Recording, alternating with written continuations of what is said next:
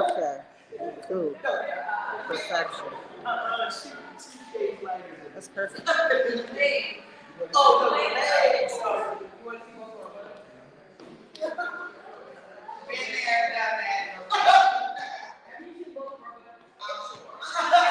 She's all out of her ass. And I was at the hospital when she was talking about it. Oh, you must have been down there. You know how to put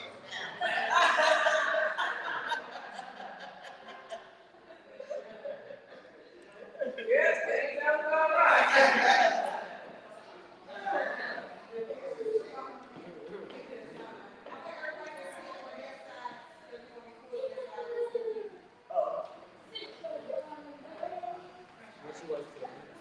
Yeah, no, on the same side, you know.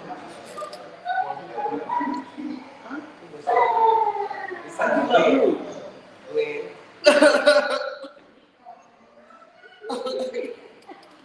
I miss them. I know. I miss the whole family. Oh, I like Ashley shoes too. Yeah, I know. Yeah, those are cute. My dad got me these. Wow, those are really cute. I just love the fact that I can go. Ah.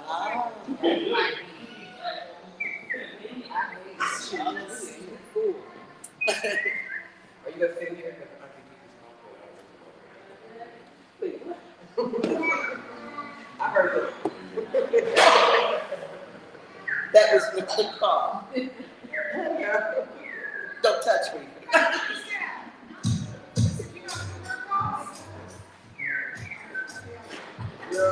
He told me, let's use the window. I said, I can use the window.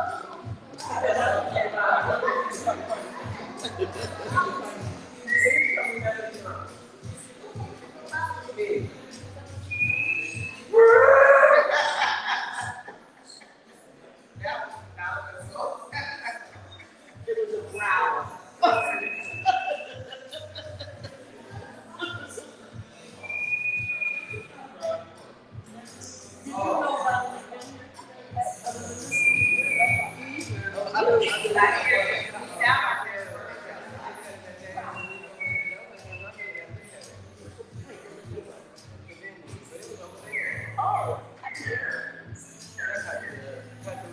Oh, by the layers, yeah. Really?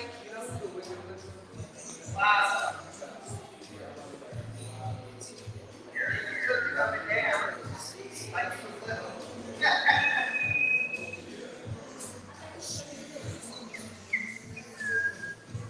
Never came with the oh, yeah.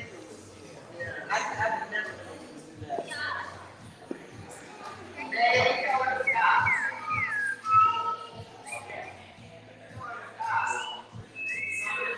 We're so blown in.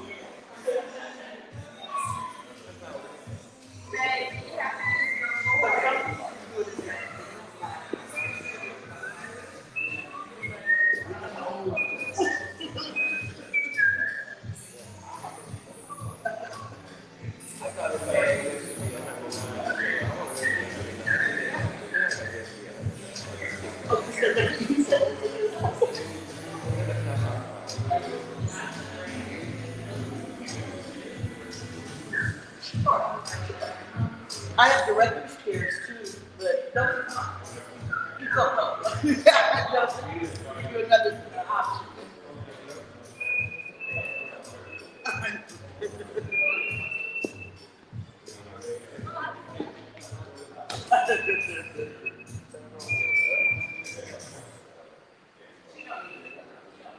When Wendy does it, she says, oh, yeah.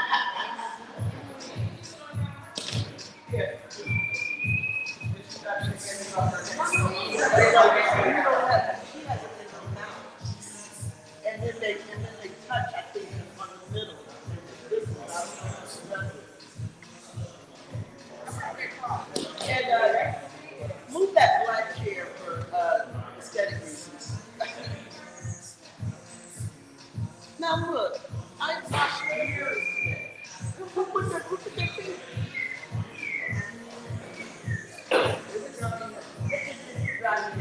Yeah. Oh, perfect.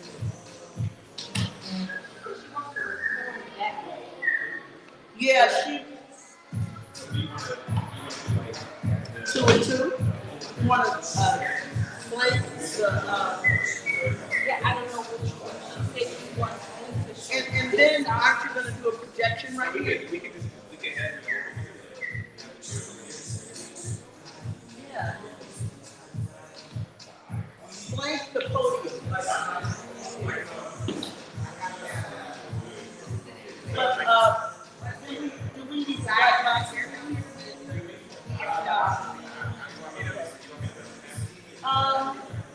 Yes, so that for the book.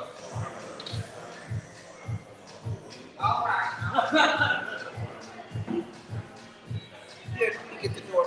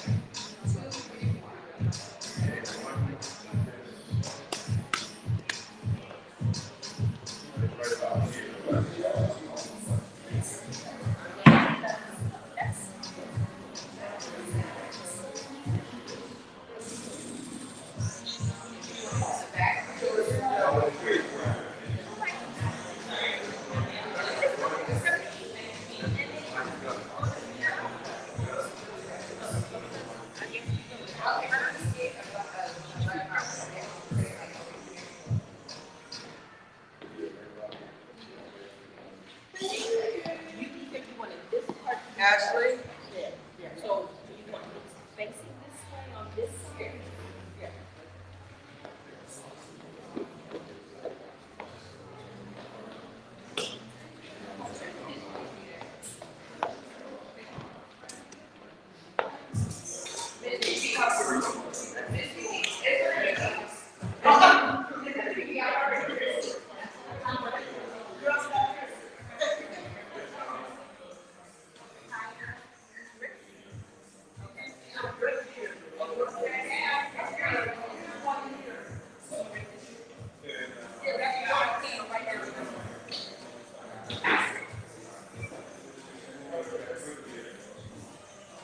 So now I'm facing the wrong way.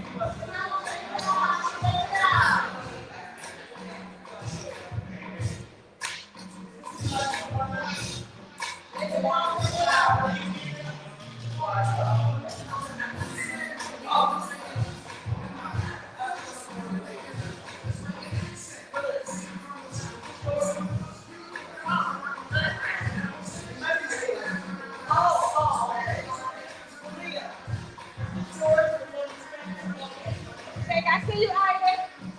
All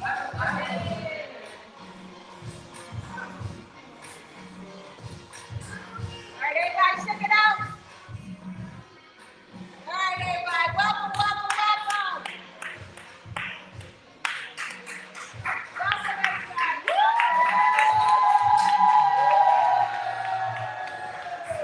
Thank you guys so much. I want to give it over to Dr. Toya Jackson. Dr. Toya is going to preside over the morning services. Amen. Amen. Dr. Toya, take it away. Amen. All right, I am the host of the ceremony. I say ceremony because today is a very special day for Delilah. She is unleashing yet a new amazing book that I am just blessed that I was able to provide the program. So I want to pray for a second if you guys don't mind. Right? We'll say a little bit of prayer. Yeah.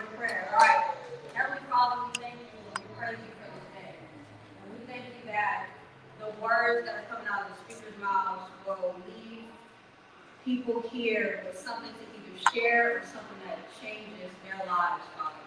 We thank you that because we are here, we know that you're making a difference in our lives. And we thank you that because we are here, no matter what we're dealing with, we know that you already provided provision because we're alive, Father. And we just want to just uplift Dewana on this mission that you have given her and this word that you put on her heart, Father.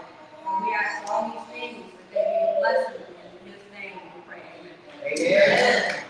All right. So, first of all, we want to thank our sponsors. Okay, we want to thank Amazing Grace Conservatory for this space. Shout out to you. Thank Stronghouse Fitness. My man's in the building right here. Golden Child. Is Golden Child in the building? Yeah. Right. Yeah. All right. Thank you so much. And Black businesswomen cry different. Okay, so we want to talk about some of the ways that Coach D Enterprises is already making a difference. So, are there some people in here that want to share the way she's already making a difference? Do we have some testimonials available right now? You want me to do that? Yeah, come on up. Testimonials in the house.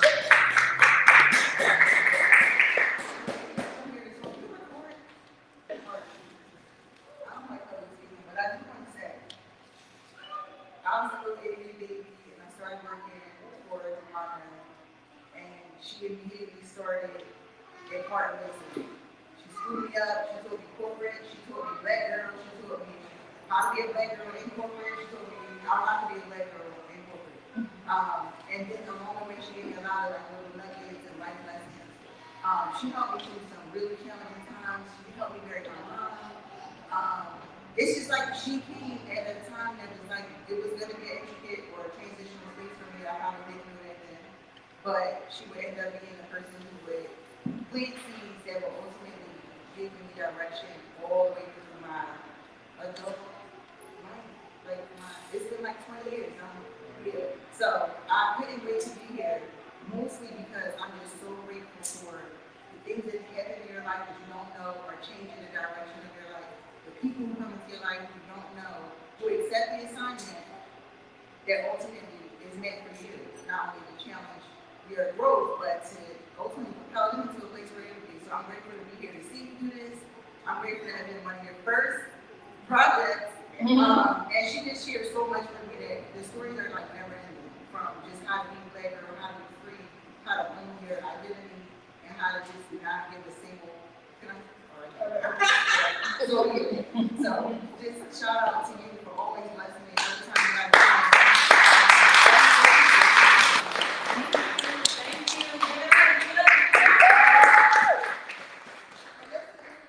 We have one more person. Come on up. What's your name? And what was your name? Oh, I'm Patrice. Patrice, and give it up to her.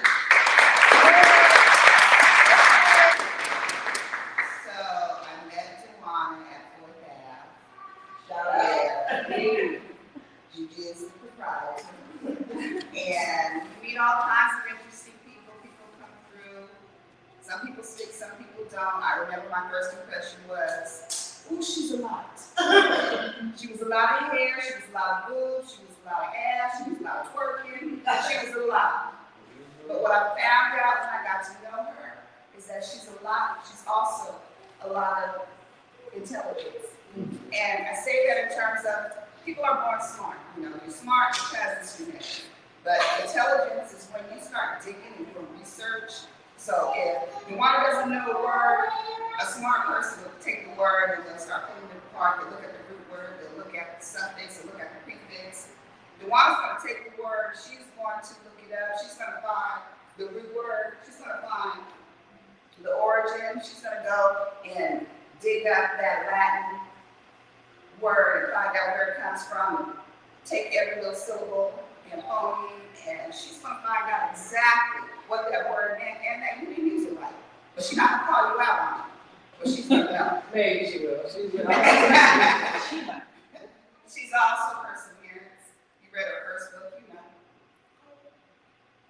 have stopped me at 14. I wouldn't have been able to keep going. At 20, I keep looking and I was really not talking. Oh, D.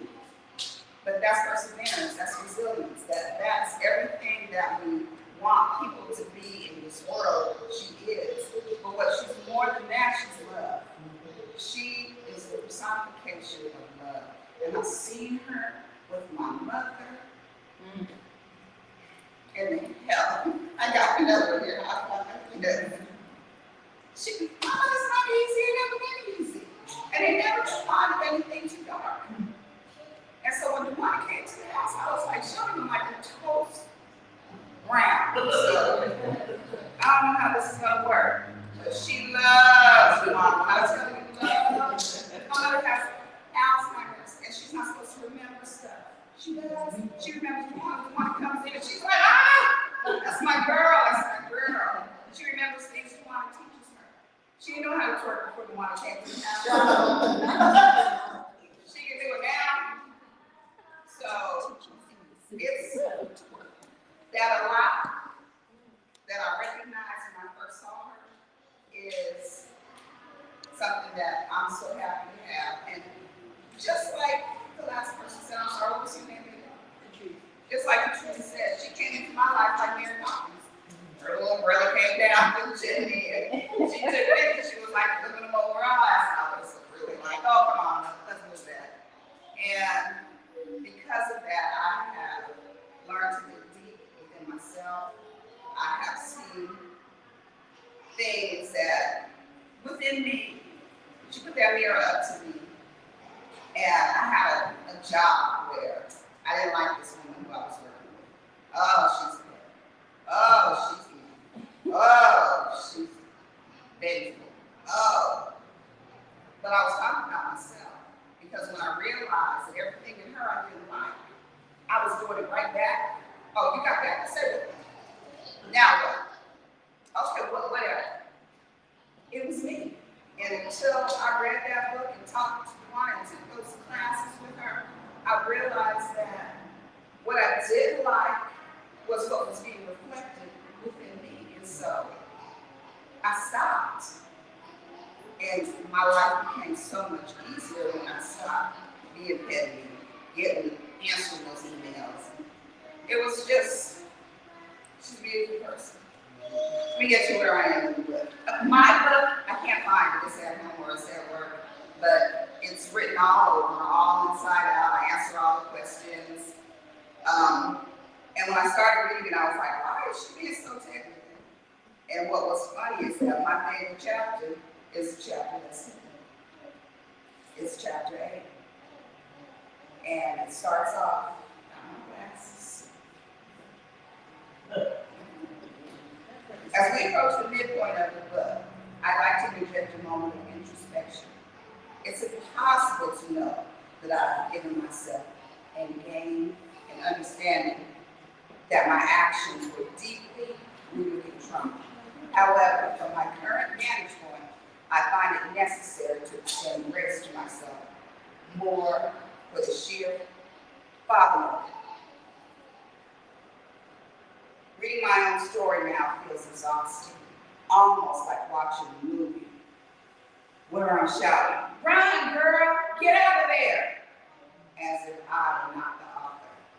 And I read that part and I was like, yeah, because I was saying the same thing to you.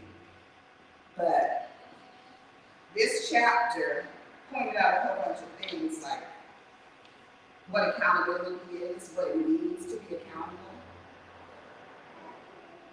the reflections, where you find yourself in situations, how you look at yourself, how you answer these questions. Sometimes you can't. I think I went through every single chapter and answered all the 2 questions, and I'm still not ready to dig deep enough inside me to answer those 2 questions yet. I need to get another class with my sister so that she can help me peel back those layers. It's like a cabbage that the outside is brown, and you just have to keep going until you get to the good part. And that's where I am right now, and I'm so grateful to Dewan for helping me realize that. Because I was putting lipstick and makeup on the outside of that cabbage, and it was like, it's okay, it's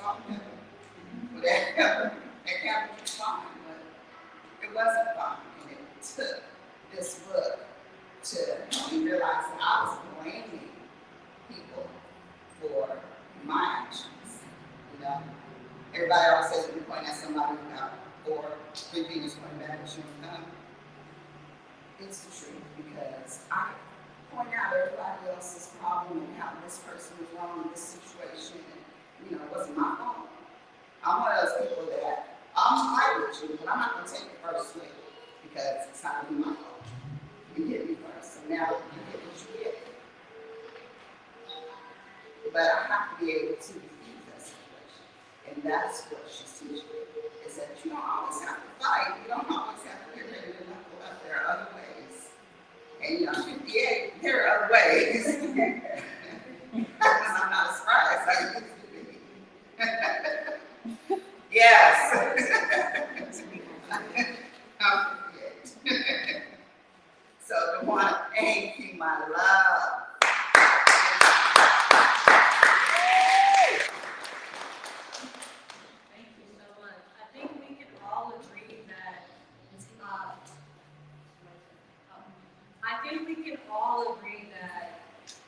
People that are high in self-assessment are ready to deal with it, right? Because if I'm checking me, you don't have to check me as much, right? And that's what accountability is about. We want people in our lives that take accountability not only for their actions, but how their actions affect people that are around them. So I just want to recognize the two sisters that gave those testimonies. God bless you for realizing the importance of accountability, right? Accountability is something that leadership now is lacking. But we live in an age where social media will put a camera in our face and we're forced to be accountable and people are still retreating from that, right? So we're challenged to dig deeper, and it's just a blessing to have tools from people like DeWanda to help us with accountability, okay? So I was very pleased to hear about the Love and Life Academy. And I think it's very much needed in a time where we are looking at how other people are living their life more than what we want our life to look like, right? Because what we think life should look like is now met with what's happening on our cell phones and online and in this world more than ever. When I was a little girl, I'm 39, when I was a little girl, life was just what my parents did in front of me, right? We said we're gonna talk about black fathers and stuff like that.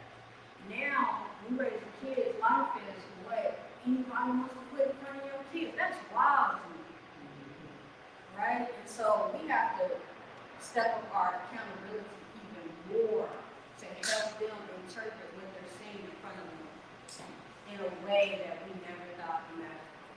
So I'm just grateful too that we have people that are breaking generational curses of what accountability looks like, because in our culture it was keep it quiet, don't talk about it, right? Don't talk about it. What happens in our house stays in our house, right?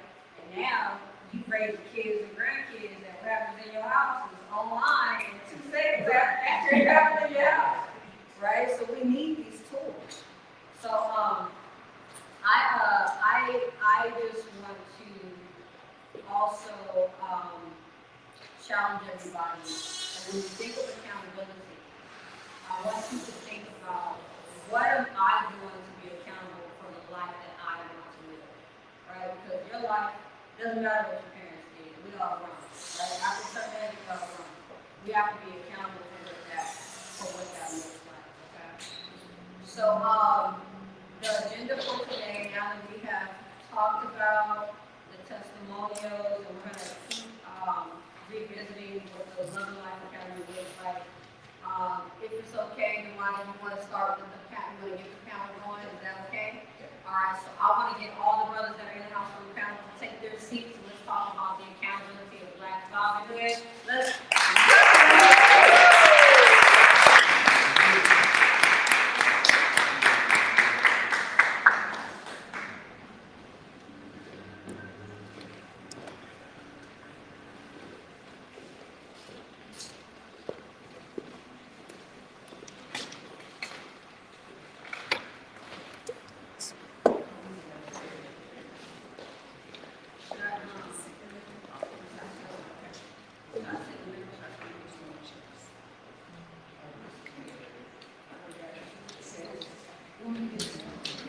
No, I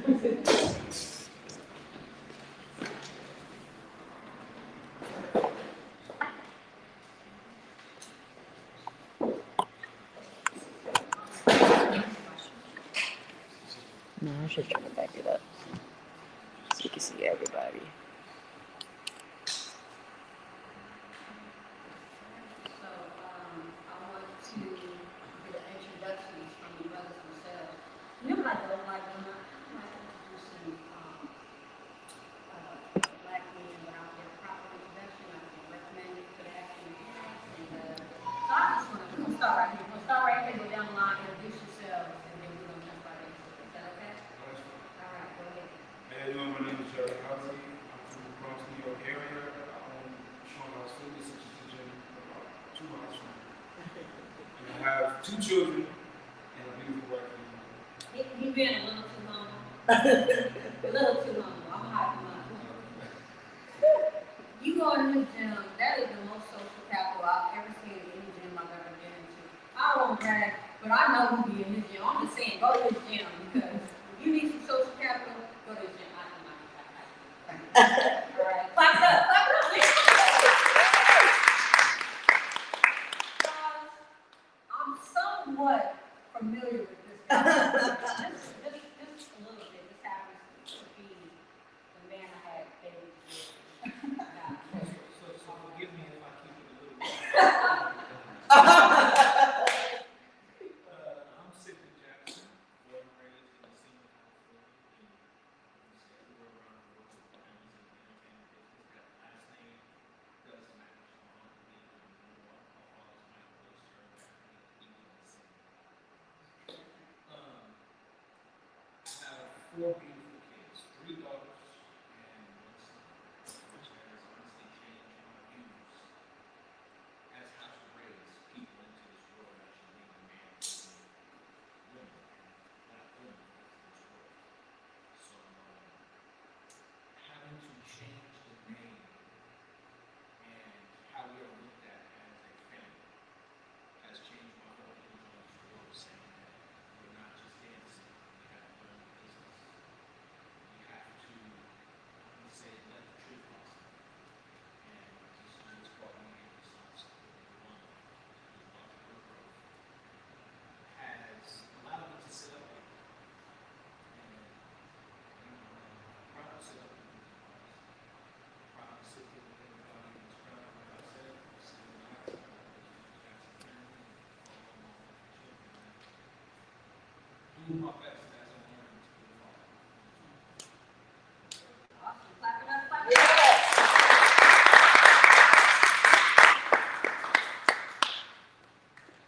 Those who don't know me, Chaz Ryan Price, Gemini, orator, professional wrestler, and son of Coach Vicky. So I'm here to provide a different take. I'm not a father yet. I'm a son, as he's now. So it's just providing a different perspective on accountability and black fatherhood. Awesome. Clap it up. Hello, everybody. My name is Jose Calhoun Ile. It's called Jose. Originally from California, aka the town. Jared is really like older brother to me. One of the first people I met, I moved to Los Angeles. And I've become extremely close. I work very closely with Strong House Fitness. I also launched my own company called Gas Strong, which is health and wellness company for fathers. I'm tagging my kids better, making them better fathers. So I'm very familiar with fatherhood. I have been married to my wife for 10 years now. We have 3 beautiful daughters, 6, 5, and 3. And looking forward to being able to support Dee, who, like you said, she is one of those people that as soon as you meet her, it's very straightforward, direct on her energy and what she's about. I have nothing but love and respect for her. Very happy to be here today to support her as well.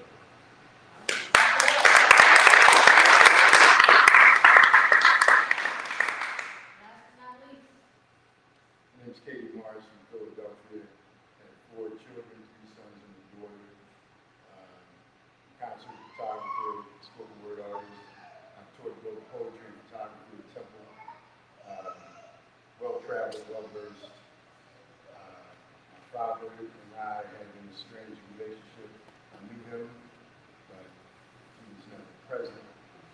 So I made no excuses for who I am not or what I do. And like these brothers here, I started off as a son, and I had to make sure that the mistakes I witnessed and I fall upon my own children.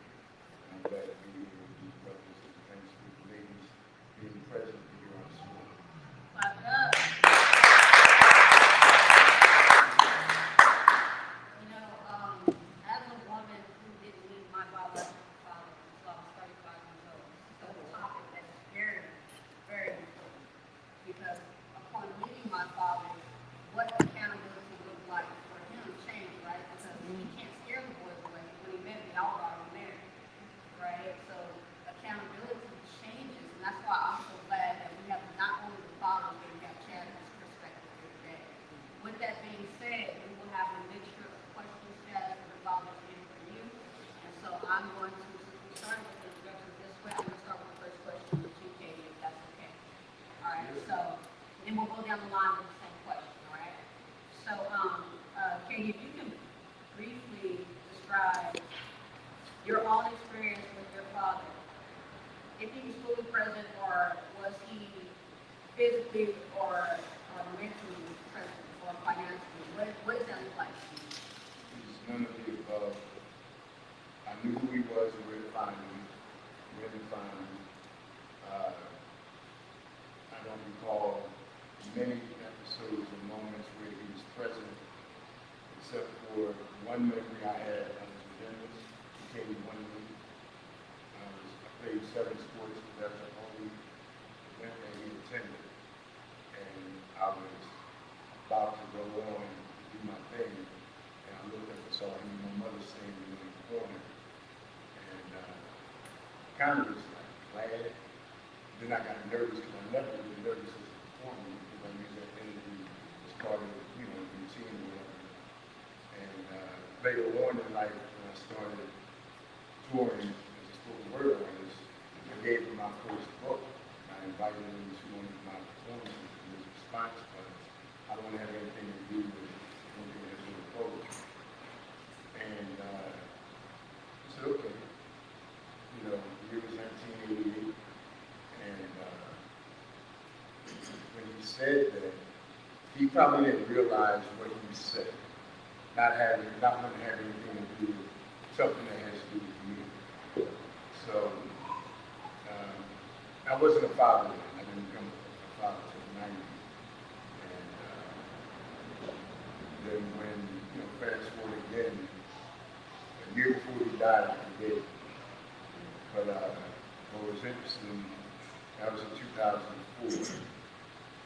And I talked to him and asked him all the questions. And then I said, I had to give myself for a lifetime of anger. I was angry, but I didn't let that stop me from becoming who I needed to be. Because I look back in hindsight, had he been there, I wouldn't be who I am. I'd probably be someone different. I'd probably be a reflection of who he is or was. And that's why I say I make no excuses. So, and then he, I forgave him, he forgave me for being angry, and then he died 2 months later. And I didn't cry. It was at the funeral when I cried on my way to work. Like I'm on the shuttle bus in the back, and it hit me. I'm like, nope, I'm not going to cry for all these people, strangers. And then when so I knew as a father, the only thing I had to do, I had to be present financially as much as I could be physically. Because when you're making the most of, and everything is on your shoulders, you don't have time to attend everything. So I missed out on a lot of things until they all graduated high school now to participate. But it's like the conversations when they say, well, mom remember this, or mom has all the memories. I'm like, if there's any regrets, that would be not to put occupation before family. because they know finance is necessary, even more so for black men because we have to work.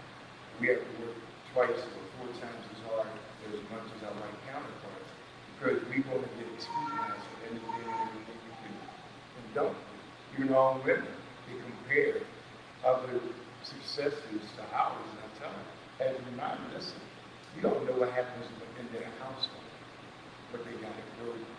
So don't compare someone else's success to your level. And that's what I understand.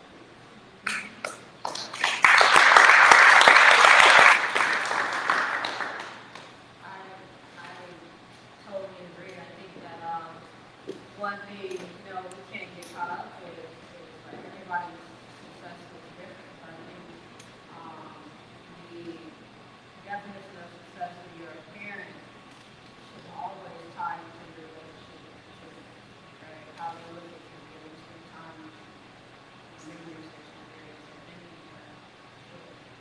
All right?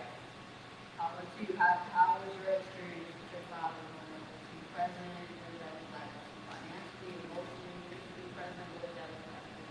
Yeah, always with my father, but it was a journey for sure, ups and downs.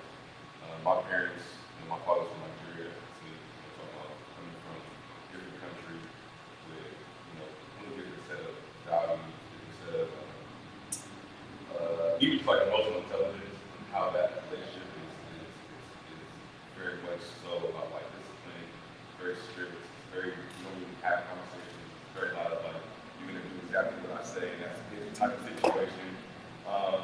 And to be honest with you, my mother's from St. Thomas, they met in Oakland, California, we got married, had me, I was about 2 years old, my parents actually separated, and I actually stayed with my father the majority of the time. As far as my recollection, my memories of that time period, I actually only remember just having a blast just being with my father. I was just always with my father. Everywhere he went, you would see me. And I remember, seeing my mom come through, spend some time with her every now and then, but actually during that time period, never actually stayed at my mom's house, not once.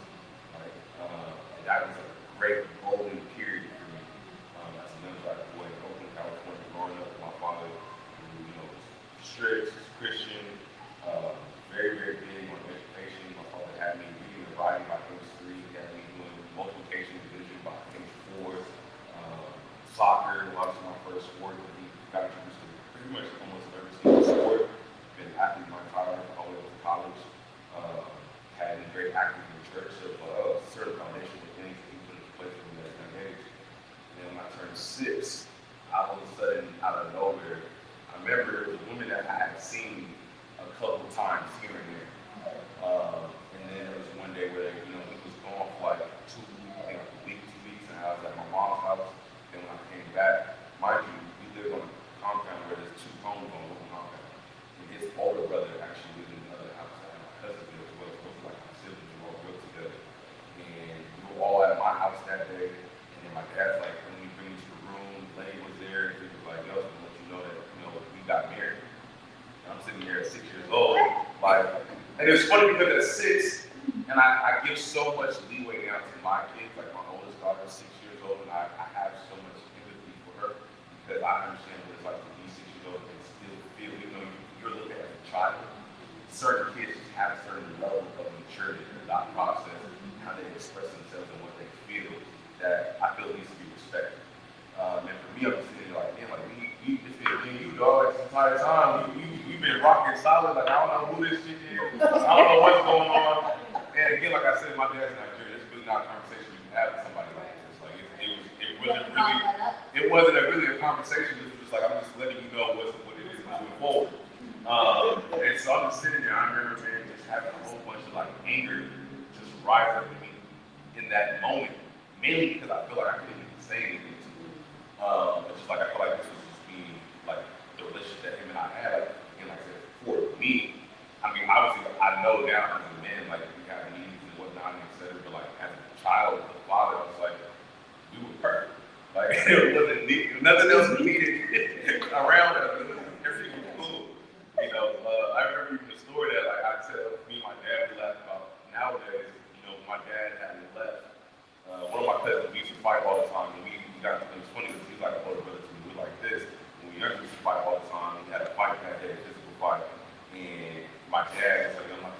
street to the grocery store. Now that time I was only 3.5 years old, and he was like, "Oh, go over to your uncle's house. You know, I don't want to bring you. I'm gonna be right back." Now that we're coming to you, like, "No, you can't come." And so he just assumed I was going to my uncle's house, but he didn't know that me and my cousin had fought earlier that day. So I'm sitting there 3.5 years old in the house by myself, like, man, I'm not going over there. I don't want to see that dude. And I remember crying and everything. I remember I just ended up just walking down the street. This is like, I'm talking about like 2 blocks. And then crossing a major street to get to the grocery store. Walking in there, looking for my father. Like, I'm just painting that story to show, like, that's the relationship that we had. The relationship I had with my father. Like, I truly be with him all the time. And so, you know, then on top of that, I had like a Cinderella stepmother. So, like, you know, she was, you know, Nigerian woman, fresh from Nigeria, and, you know, my presence made her feel very insecure, right? I'm not her son. I'm obviously the best thing in my father's life, and it's very clear to her that I'm above her. Yeah, exactly. And as a kid, I'm not understanding these dynamics, right? I'm just a victim of it. So, you know, I'm having to clean the entire house, I'm having to do all the chores, I'm having to, you know what I mean? And then my dad is always working, so he's not really around to witness some of these things. Yeah. And then when I turned 7, they had my brother. And I remember when my brother was born, I remember having mixed emotions because I was so happy to have a sibling. But at the exact same time, I'm like, man, my dad has a whole family. And I'm just like, where do I fit in? And I remember emotionally, I remember just being like, man, and that was the time where, like, now my emotions started to move towards my mother. And I was like, yo, I seem to feel some love right now. And I started being close with my mom. And to the point where then I remember even asking my mom, like, I want to see you, spend more time with you. And of course, you know, my mom's all with their boys. My mom went full fire to my pop's support. Like, now we got custody and everything. Yeah, like, and I put it on. But really, it was me lashing out as a son. Instead of just telling my dad, like, yo, I want you to just show me love, I'm rebelling, lashing out, trying to see if he's going to fight for me. But again, like I said, as a kid, you don't really know what black men go through, of course, right? And so I didn't really know what he was going through. And so I'm just like, man, this is not going to fight for me. I was clear as one of them. But really, my dad was like, I'm just trying to create as much peace for my son's life as possible. Now, it's a real fight that's going on. And so, you know, I spend now, the switch from spending a lot of time with my mom, my dad spending a lot of time with my mom. My mom was already remarried. Me and my stepfather, we got along enough. You know, I had respect for him, he had respect for me. I never saw him as my actual father. Like I said, my father was there. So now I'm seeing my father on the weekends. And that was tough. And then I remember just growing up with all this anger inside of me because I know what my life was and what it isn't anymore. I kept on trying to fight to get that back. I'm trying to fight to get something back, so I'm just never gonna get it. And so my dad and I just didn't have a real broken relationship. And like I said, he's not here, so anytime I come to him with any type of emotion, I'm out to talk to a brick wall, right? So like I'm not getting nothing from him at all whatsoever. I can sit there and tell him, yo, man, this is how I feel. Everybody just gonna sit there. You won't say nothing. Okay, I know nothing. It's like, okay, cool. Like at the end of the day, he's like, you need to be coming home with straight A's. You know, if you do anything, you can play basketball, whatever, you gotta have schoolwork, and you gotta be in church on Sunday, and that was it. There was no conversations about anything, no conversations about life, nothing. It was just you in my household, some things I expect out of you, and that's kind of it. And so, you know, we had some moments here and there, but for the most part, man, I felt like I was always trying to fight to win my father's approval, fighting, trying to win my dad's validation and his love. And I just never getting it, getting frustrated and taking that out on just everything else going on in my life. And, you know, that void put me into certain predicaments, growing up in the hood, being in certain environments. And luckily, I had sports that kept me out of a lot of things. But I mean, like, I've been shot, like, I've been in situations I had no business being in. I had been friends, like, oh, like, you're one of the smartest guys that I know. You have so much potential, bro. Like, we want to, like, not saying, like, I'm just trying to be around some guys and have some brotherly love and, like, you know, put me in that predicament. Luckily, you know, God watched over me a lot through so many different situations and brought me out of that. I was still doing good in school. Sports was still doing well as well. And then, you know, I remember being in 8th grade, I remember being in the car with my pops and being like, yo, like, I want to just finally tell my dad everything. Like, I'm 14, like, I'm growing up, I'm a teenager, like, I'm in high school, and like, I feel like that's the time, like, yo, dad, like, just any moment that we have to, like, get us back to us, it's about to become a man, like, this is the time. So I remember being in the car and just telling him about everything, how I felt,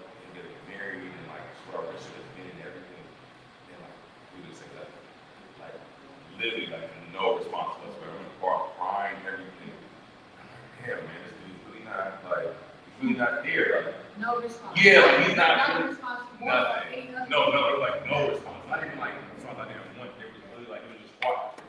And I don't know, you know, if he just didn't know what to say or whatever. He was just quiet. And so I remember, you know, he was talking to my mom at that time about like he had moved out to the suburbs to buy a house. I remember he was talking to my mom about me potentially going to high school out there.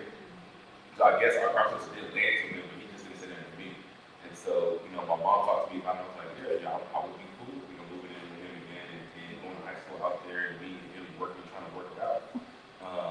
And then literally, by the way, my mom and my stepfather had my sister, so my stepsister. And when she turned 2, I remember like one night when my mom and my stepdad was going at it, he like slapped the wall in front of her face. I grabbed the knife, I went upstairs, like, look at my mom, I'm gonna kill you. And I remember the next day, he was just like, hey, man, I'm really sorry, man, what you mean? He packed his bags and left, and that was it. My little sister was 2. I'm thinking in my head, like, man, my parents were worse when I was 2, and I see how my whole life, like, turned to turmoil, and I got this little girl who's like, I love to death, and I'm like, I can't go live with my dad. That's not gonna work. I'm not gonna leave my sister and my mom here to defend for themselves, and just like that, and I'm the man in the house.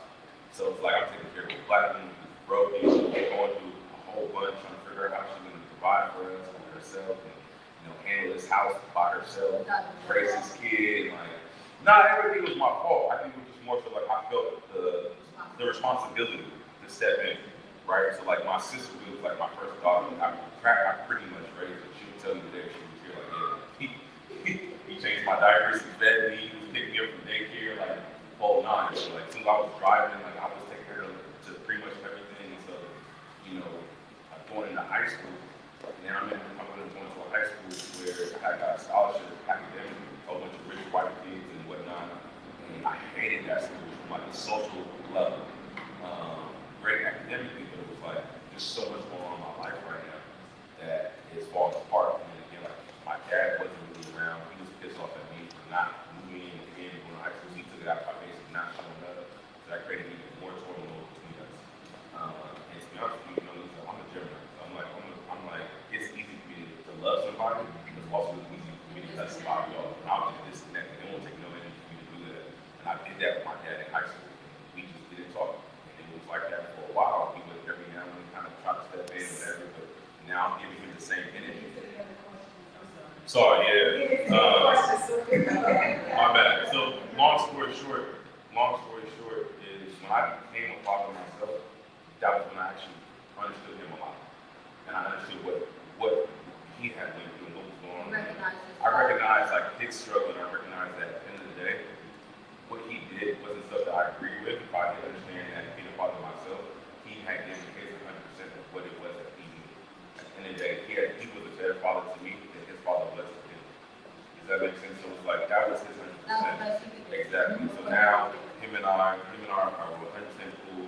He's an amazing grandfather. Him and I talk every week on what good, but it took me becoming a dad to really understand him and his role as a father as well, and to forgive him and to also forgive myself and also to disconnect myself from needing his validation to keep who I am.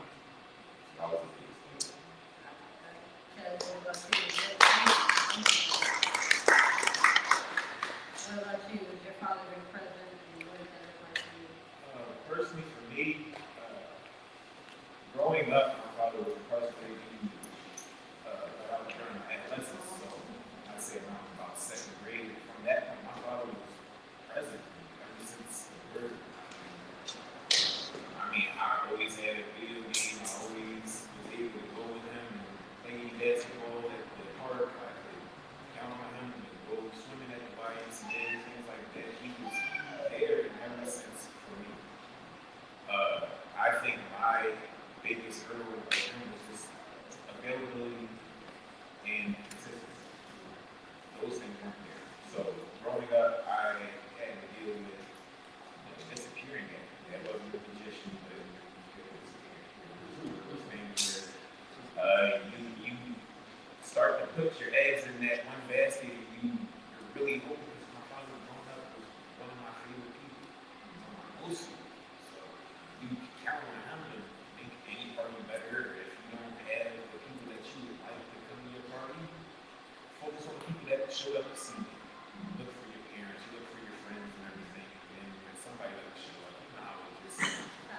kind of hurts you inside, and then you get it one time, okay, misunderstandings and things like that. But then it just becomes empty promises all the time. So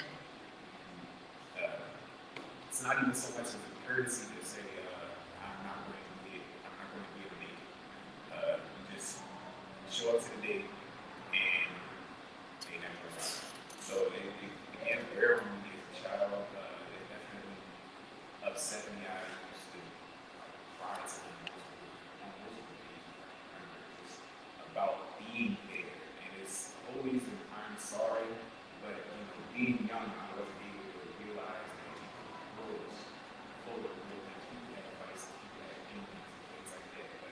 But growing up and being who I am now, I realized that with everything that he dealt with, he never really let it get in the way of caring for me or taking care of me. Because like I said, my dad, when he was there and was able to take care of everything that I thought of, even in his growing up and going to boarding school.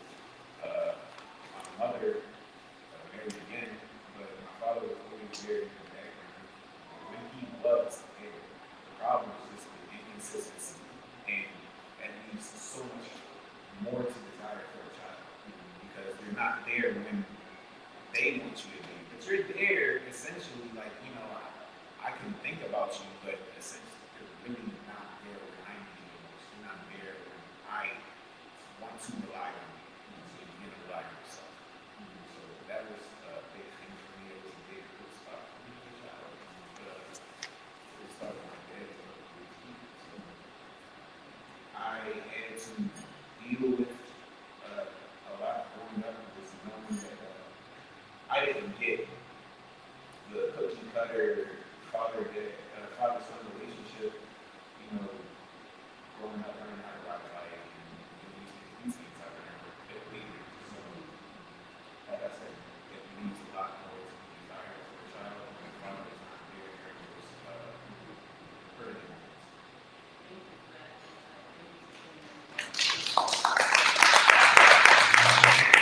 What Kat said just also reminds me of something, that I try to be mindful of. That I don't have a perspective from men, but I try to make sure that I take the time to look at what the showing up is like for my kids, right? They're not just some things I created running around the world. And that's hard to do as parents when you paying the bills and you're dealing with this and you're dealing with that. That's very hard.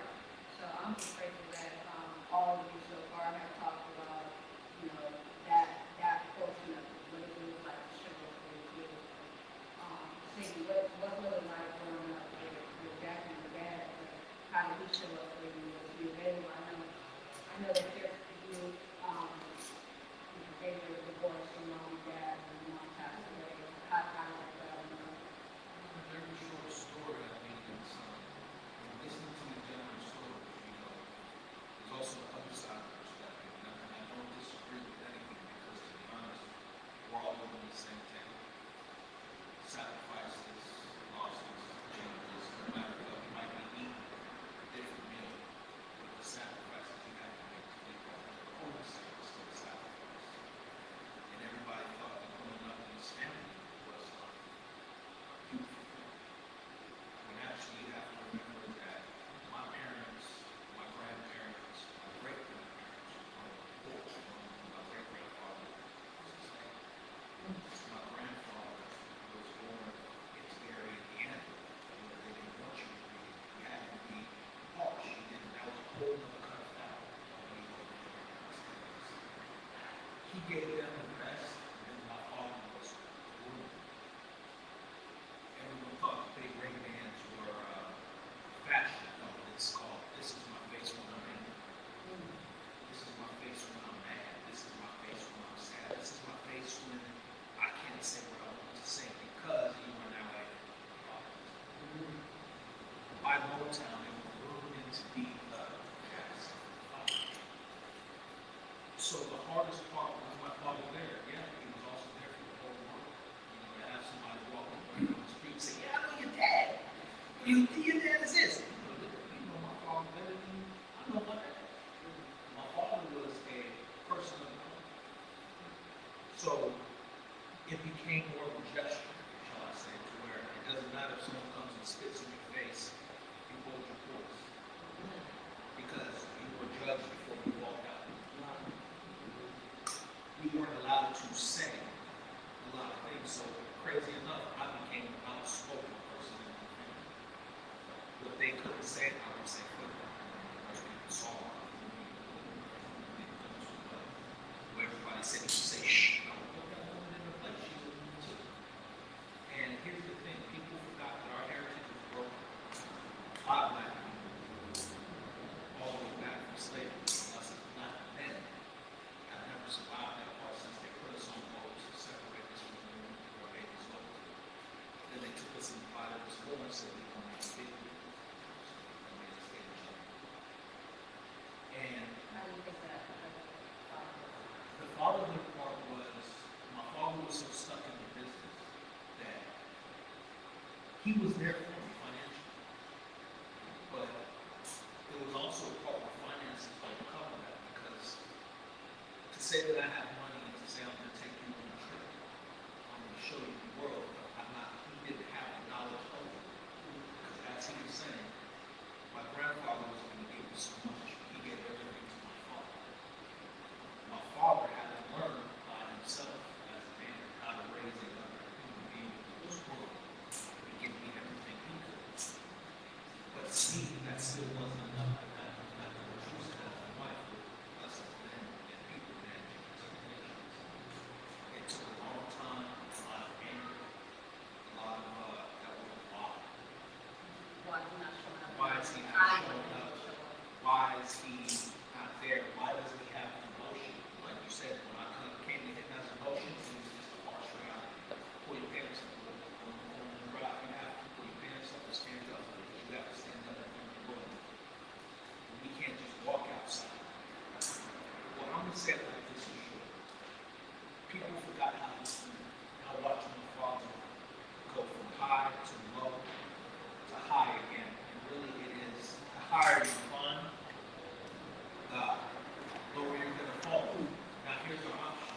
We can fall out of control, or we can fall out of grace and take that as our own.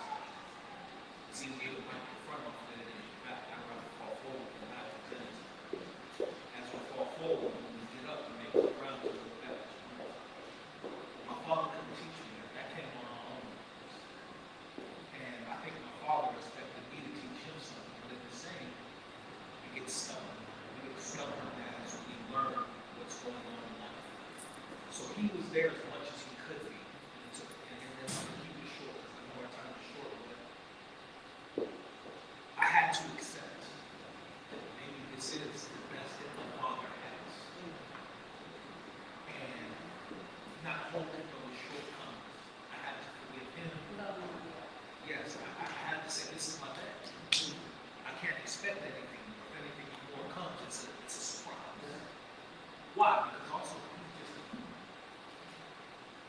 I can't expect him to have the same life as anyone else, because in short, people forgot that it started off as Jackson 5. My uncle married Hazel, they broke up, went to the Jacksons. That changed the dynamics. Michael broke off by himself. People forgot about the Jacksons. The Jacksons didn't have a girl for 30 years. That affected everything, and then everything in my life was fun. The divorce was 11 and a half years. I'm not going to bring names into it, but you know that my father was at the time he was young, he was famous, he dated women, a lot of them. And some of them lived right down the street. I used to,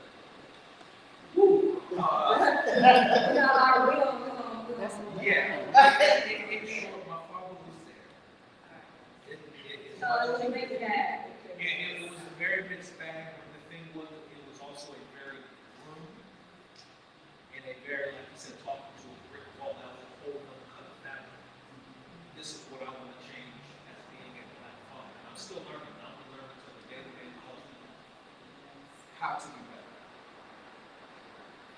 Thank you for that.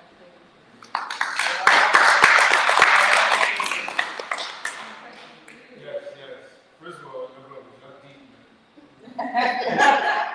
Hey, not deep, man. It's a good conversation. My father, man, to me, my father was the strongest man I know. He was born in 1944 in Garnett, South Carolina. So he grew up in a different time. And he was chased out of Savannah, out of Garnett, South Carolina, to Savannah by some white men. And then they were trying to chase him from there, and they had to move to Harlem, where he met my mother in Harlem. So he's been married for 26 years. So we have 7 beautiful kids. I'm one of them. But I always saw my father as just a strong man, but at the end of the day, he was all about this. It was all about order in the house. So we didn't do things, it was punishment for her. And at times, I didn't understand it, I hated it, but it gave me those things that I needed in life for me to elevate and get where I'm at to this day. So, I don't know, my father, it's just crazy. I never really spoke publicly of my father. And he's not here with us. So it's still sad. I lost my father on November 14th, 2017. So, yeah.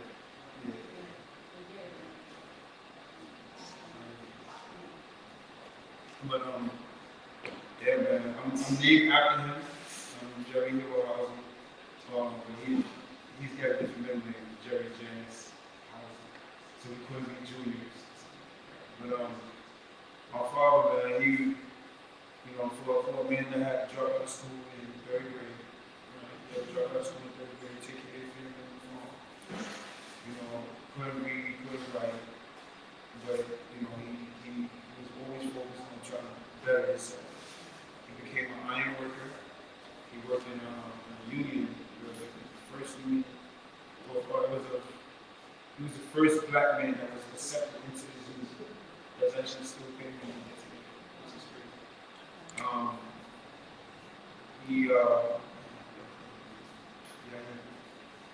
did that. He met my mother. He basically put her through high school. Put her through college. Put her through college. And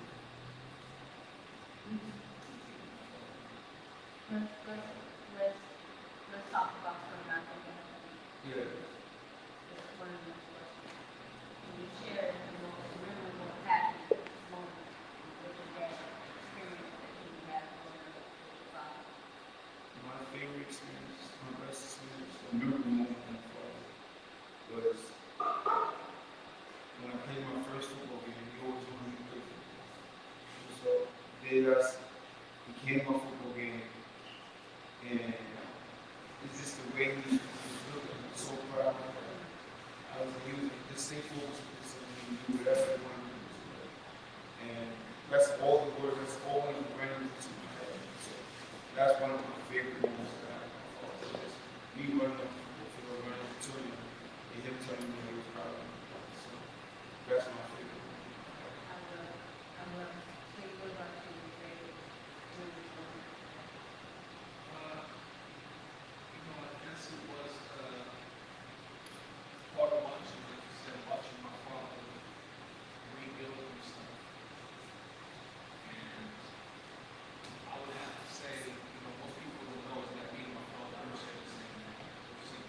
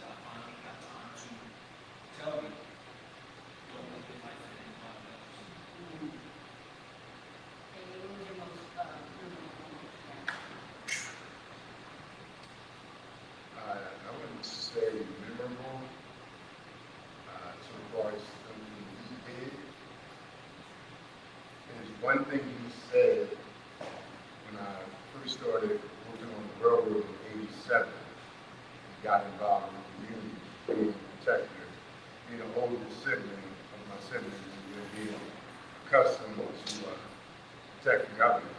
He said, be careful of fighting with people who won't fight for you, or fight for themselves. But 36 years later, I'm still fighting for others, because that's how I'm built. And I feel these brothers. I literally feel connected to them just by our common story, what we share spiritually in that essence. And then when I graduated from college in '84, graduated from Cheney, on Mother's Day, my father was there, but him and his mother weren't speaking. My grandmother. And so I said, Dad, let's go out to eat. And took him to his mother's house and made them talk. So those are the two things I remember most. And then with my oldest son, who is now a father, and I always say to him, it'll all become apparent when you become a parent. And when we become a parent, and we all can agree to see this, that we understand that our fathers had to be who they were, with or without us, in order so we could become who we are, not in spite of them, but because the love between us that was broken by time, absence, consequence, circumstance, whatever. But it didn't stop us from being the parents that we need to be for our children. And that's the lesson that I got from my father.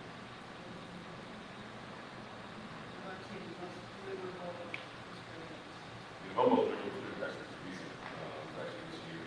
So, like I said, growing up, my dad never really told me he was proud of me or anything like that. So I was always trying to fight for that. My dad always wanted me to be a doctor or a medical school. I never took that route. I went to college. I was actually playing basketball for Arizona State. Actually fractured my spine. After that, I got high school, lost my scholarship. So like going into college, it was just all over the place. My dad was constantly pushing me, like, you do med. I remember doing kinesiology. I got into fitness and health, just so I could compete and just have to take a science major. And that's really the reason why I took that major. I didn't want to be in college.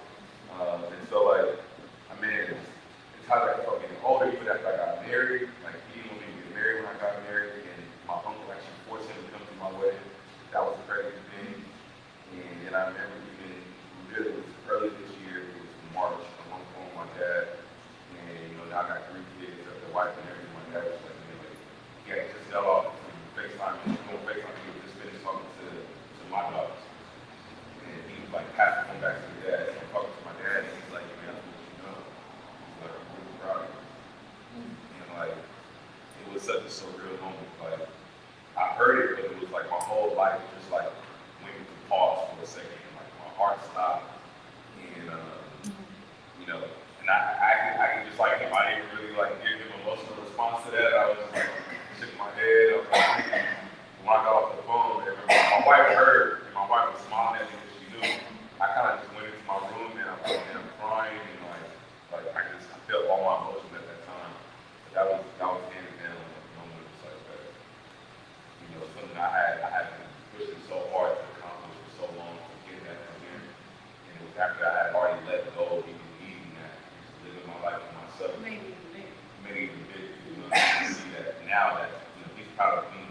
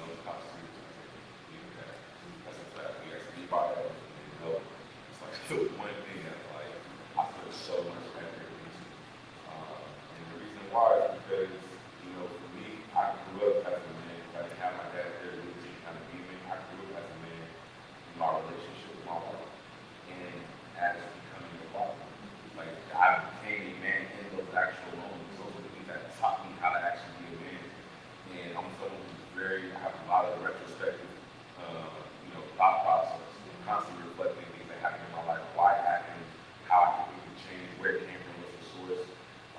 And so, a lot of things that happened in my life have made me realize, within the Black community, how much we are suffering because of the fatherless, and how much that actually plays a role, how much that plays a part in understanding that, we, I'm going through things in my marriage where, things weren't always the best, or like things where I had shortcomings, realizing like, there's no one's telling us how to be husbands.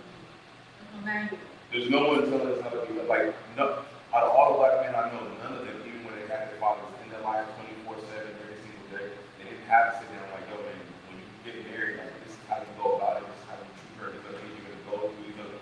Like, I got married at 23, I was married with all my uncles, like, don't do it, don't do it, don't do it, like, I'm telling you, like, but it wasn't a sit-down conversation, like, man, let me really explain to you, like, hey, like, this is the things I did wrong, or these are the things that you learn from, or these are the things you're going to face, and these are the things that are needed, like, none of those conversations were there. We weren't groomed to be husbands. We weren't groomed to be leaders. We weren't groomed to be faithful. We weren't groomed to be fathers. And so it's like we get so much criticism, but I don't think people really understand that, like, to be a husband and a father as a Black man is a job that you are really having no preparation for whatsoever. Now, as a kid, there's no little Black boy like, I can't wait to be a husband and a father. Like, that's not what's on their mind, heck, at all, right? Like, I see my girls, they watch Disney, they put on dresses, and they're like, oh, I'm gonna get married and all this stuff. And they fantasize it sometimes, and I'm thinking like, man, like, they're 5 years old thinking about this stuff. Nothing was on my mind at 5 years old thinking about having a family. I wanted to play ball, I wanted to go to the league, I wanted to make a whole bunch of money. Like, that was, the dream of just having money, having success, and having fun. And then you get put into a situation where it feels like I'm responsible for so much, so many lives, and we're trying to figure out how to put this together. So I realized that, like, number one, I want to set an example not only to my children, but also work on front of being an example to other people. That's why I'm creating Castro, and I do a lot of work within the Black fatherhood space. This is general right now on a national level, and because that's another really important thing to understand that how much that can actually change the complete dynamic of our community, that it actually starts with the man. No matter how far Black women take it, at the end of the day, I really truly believe that it's only going to go so far with Black women until Black men start to actually take their proper place in leadership and take ownership of the families and the community. Thank you for that. Clap it up for that. Oh, yeah. At this time, we're going to open up any questions I'm hearing my question. Right. Yes. Do you feel like, and this is for everybody, your experience, what is the impact you feel like your experience had on your emotional intelligence and how you relate to your children and your wife? You want to go first? So, I guess the hardest part for me was my grandma. I didn't know, to me, she was my grandmother. I knew she was a strong Black woman, raised a lot of men, ladies. I didn't know how much that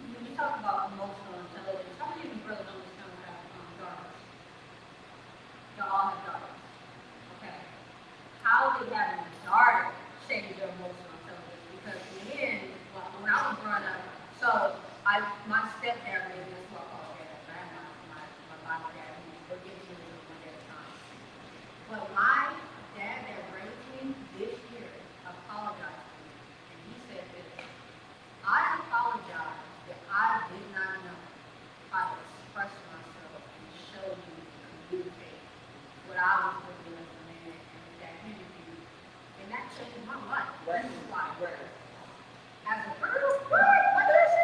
It didn't matter. If people said when I was 72, I wouldn't mind. But you all having daughters, to add to your question, how did that add to that emotional intelligence? For me, being the oldest, having 4 sisters, always protective. I had to treat her as my daughter, not my sister. But when I would pick her up from school, I had to make sure I talked to her. How was school today? Beyond the basics, then how the boys treat her. She liked the boy. She was crazy about this one boy. I was like, well, I asked her 2 questions. Is he nice to you? She said, yeah, he's nice. I said, well, what makes him nice? And she went through a teenage explanation. I said, well, does he acknowledge you around other girls? Like when other girls come around, does he say, does he identify who you are? And then she got quiet. I said, let me make it harder for you. Is he kind to you? I said, because if he's not kind to you, I don't need him. And that was it.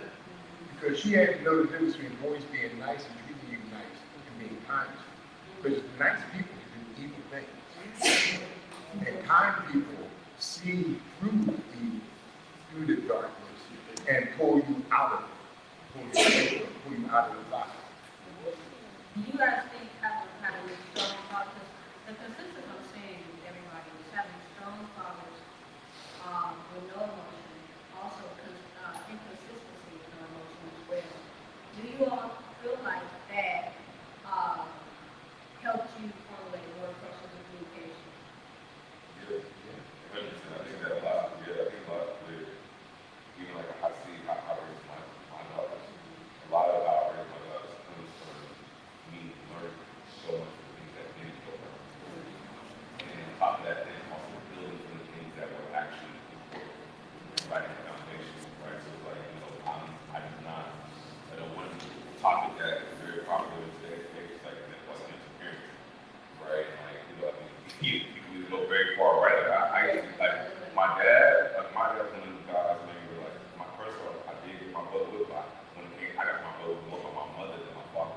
Because a lot of times my dad just if my dad just gave me a look. For the most part, that's really all it took. Like, I don't have no problems with him. It was very like a fear-based relationship, right? It was a very fear-based relationship. You know, and with my kids, I realized how important a presence of a father is because I can tag out all girls. I can see like when it's just my girls and my wife, they'll go head to head with each other, and it's on. As soon as I walk in that door, as soon as I go ahead and open my mouth, it's complete order.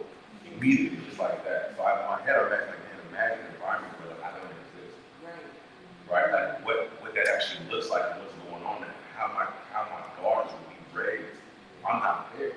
Right? And you know, but at the same time, it's me finding a balance of me having that effect on them without it being fear, but it being respect and love. Right? And like them doing things that I want them to do because it's more so like this is what my father expects out of me because he wants the best out of me. And so my approach is a lot of conversation. I give as much discipline with my kids as my dad did. The only difference is that I have the emotions. I'll tell you, I'll sit you down and say, hey, look, this is what I'm telling you, this is what I'm telling you. This is where I'm coming from. Daddy loves you, Daddy wants the best for you. I'm trying to guide you, I'm trying to teach you. I'm not just disciplining you to just discipline, I'm trying to teach you. And that's always been my approach. And then at the end of the day, if you do what Daddy has you do, we're gonna have a blast, we're gonna have fun, we're gonna turn up, we're gonna whatever you want to do. I'm still gonna be fun at too. But at the same time, we understand the component of like, yo, it's very important for you to go ahead and actually provide that structure, provide that order. It just needs to also come with love and fun and having that balance. I have a question.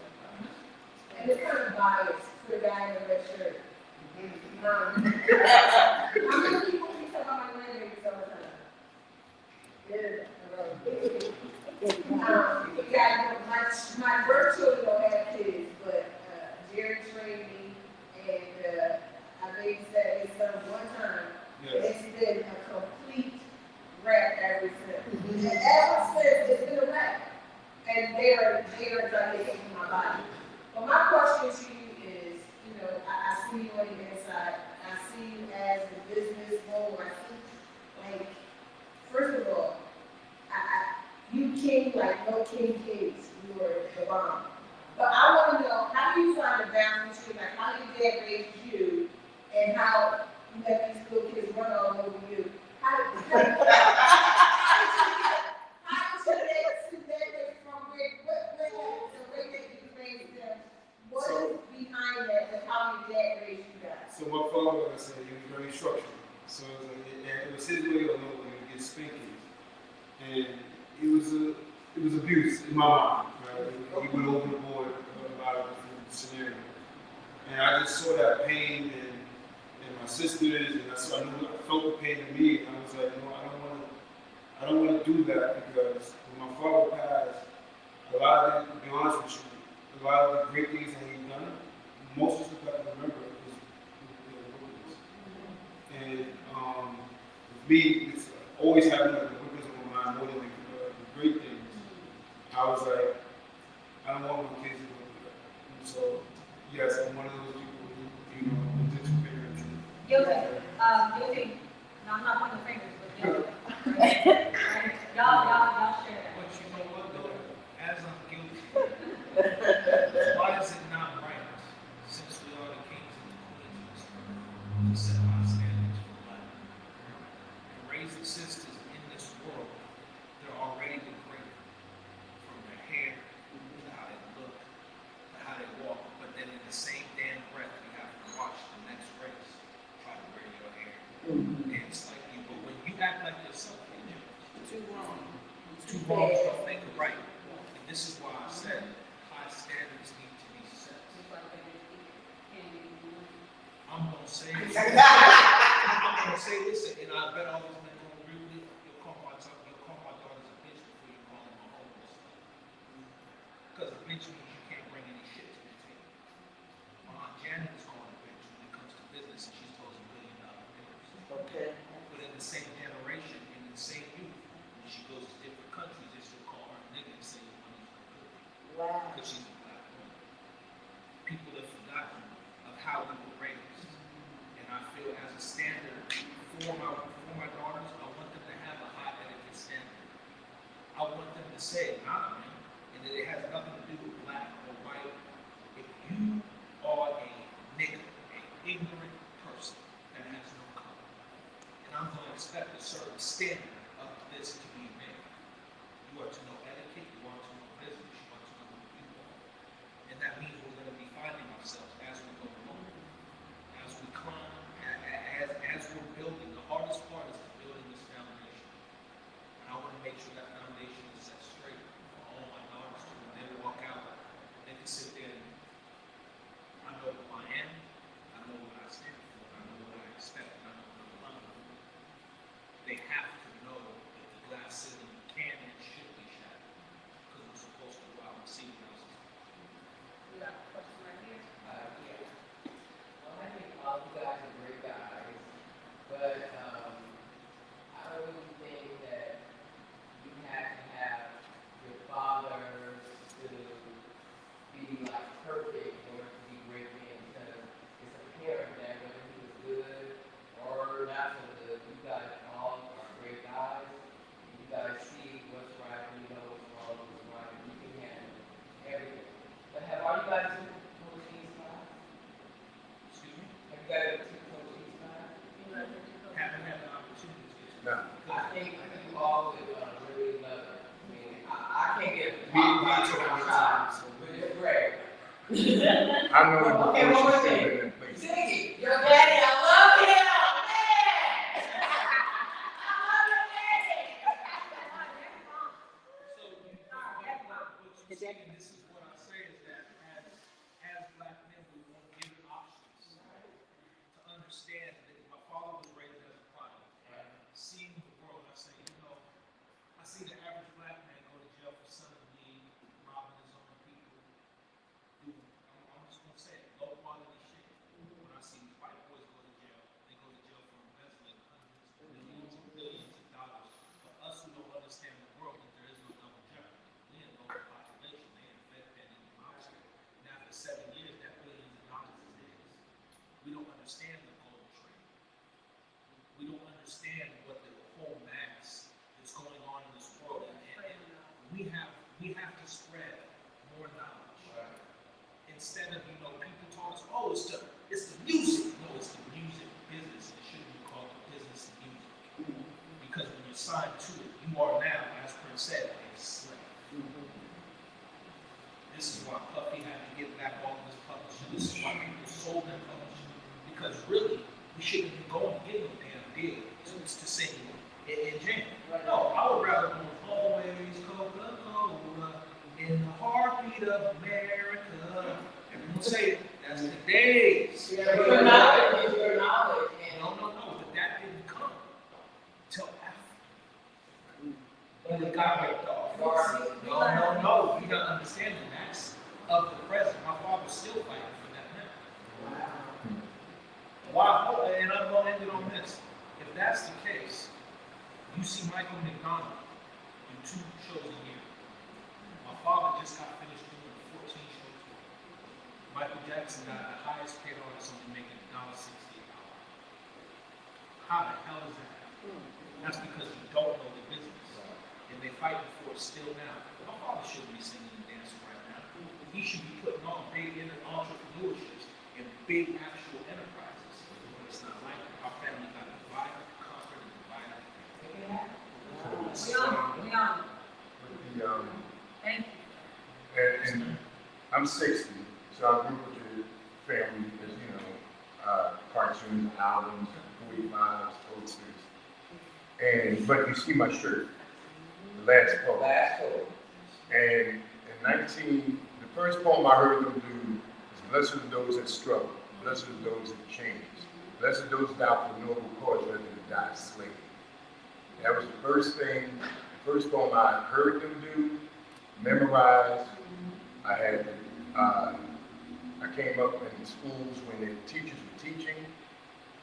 Teachers wearing dashikis, afros, braids. Talent shows were us singing Temptations, anything from Motown, anything from Philadelphia International.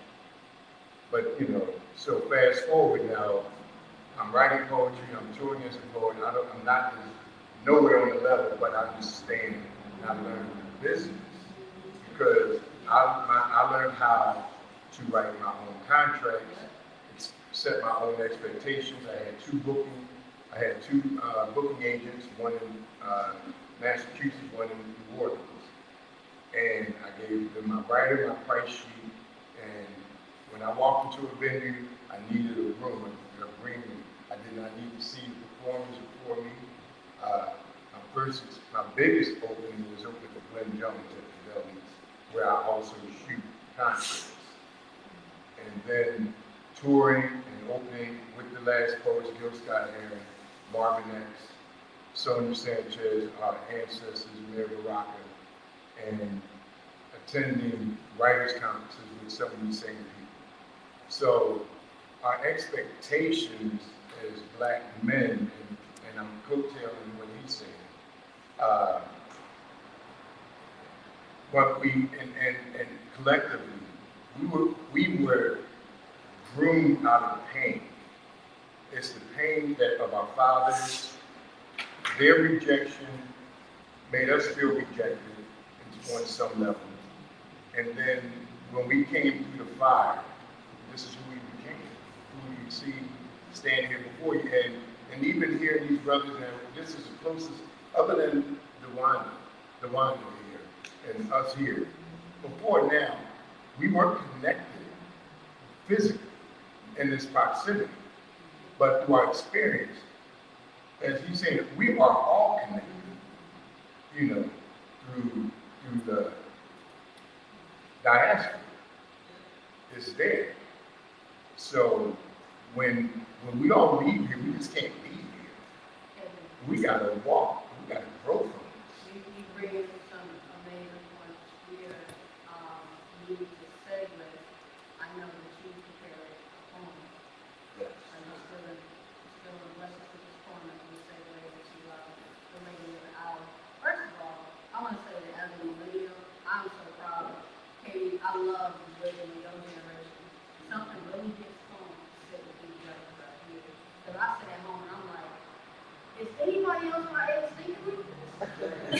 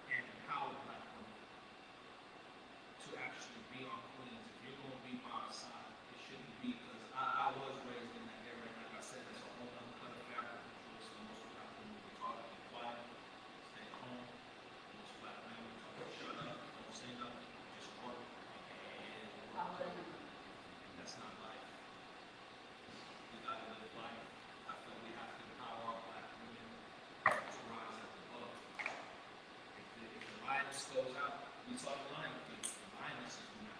The king stayed home and watched the other. There you go. So, before we segue into the poem and welcome and hosting, last remarks from the brother up here. Anything y'all want to impart in 60 seconds? We got 60 seconds. I'm just going to, like, key words, key phrases. We need to be, brothers need to be seen in our relationships. We must be seen. I have friends who tell me, I see you. Other than hearing us, see us for who we are, the value we bring to ourselves, the dignity and the honor we do for our families. And help us heal. Because we're still healing. Even though every day we get cut on the street and we bring it home. We don't need it at home too. We've got enemies on the street. We don't need an enemy at home too. All right. Right here. Yeah, I mean, I would just say that I think it's very important for, especially now, black men just stepping into the actual kingship. 100%. You know, I mean, understanding yourself, understanding how to become your best self. You know, you can only go as far as your personal development. In addition to that, understanding business, understanding money, understanding finances, credit, all these things, understanding how to take care of the family, understanding how to take care of the woman, understanding how to actually raise children. These are all things that I feel like with all the churches going on in the world, for us, I think that is becoming one of the priorities, learning how to actually manage our community. You know, I think we start off with just a home. With grooming our young black men to actually learn how to actually do the exact same thing. It's impart that wisdom to that people and do the things that we're trying to do even better. And then you see how that's going to trickle down to our entire community because, you know, I love seeing, you know, these black women say, you know, I'm clean, I'm this, and I'm that. But understanding for black men that it's your kingship that actually provides for kingship, right? So if you don't want to having daughters, my daughters are actually understanding how to actually be clean, not just because of my wife, because me being the king I'm supposed to be, I create the environment for her to actually become clean. So that when she moves into the world, she's moving into the world underneath the kingship that I have provided.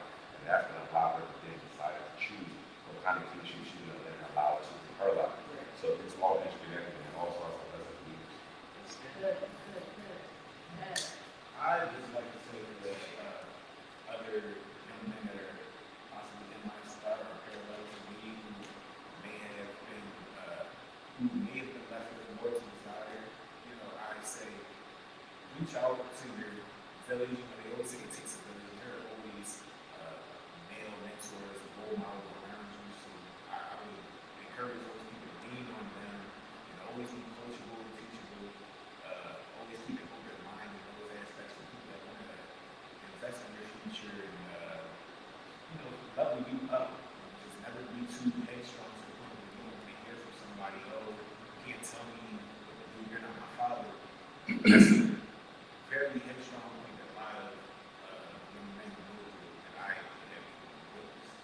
So I just say that those are those things because you're not always going to get these types of knowledge from your father figure as much as you would like to, right? But it is out there.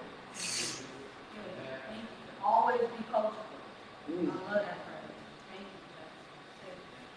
Alan, it is, I'm saying, shortly is acceptance. Accepting that we're not perfect. Accepting that we have to be humble. He said we're supposed to learn until we go home. So I feel we have to accept that as he said, we have to accept what is going on in life. We have to accept who we are as a person. We have to set our egos and pride aside at some point because as much as we sit there and say that we miss our parents, the more that we don't accept that they're human, the worse they become. We have to accept God's plan. It's not questioning. We need to go with, I think we need to learn how to work together. Especially, you know, me as a black man, so I try to do with another black man. Sometimes it's always, it could be a little envy or it can be ups and downs. I feel like we need to start to put our ego aside for a lot of different things and learn to work together because that's the only way we can be able to win. And that's us working together. And I will always say this, I won't have the opportunities that I have now to win for it. And so always having someone that's going to be strong. I always tell my guys, man, choose wisely. When you want to sit down with people, choose wisely. You never know. And, I'm blessed to and I know, I know you, onions. All of us, man. We all have blessed. We've been blessed to have these women in our life. And just always treat them with respect, man. This is our time. Yeah, but just treat our women with respect and just love them and show them the world if we can. And us, we just gotta learn to work together. That's how it is. I love it. Clap it up.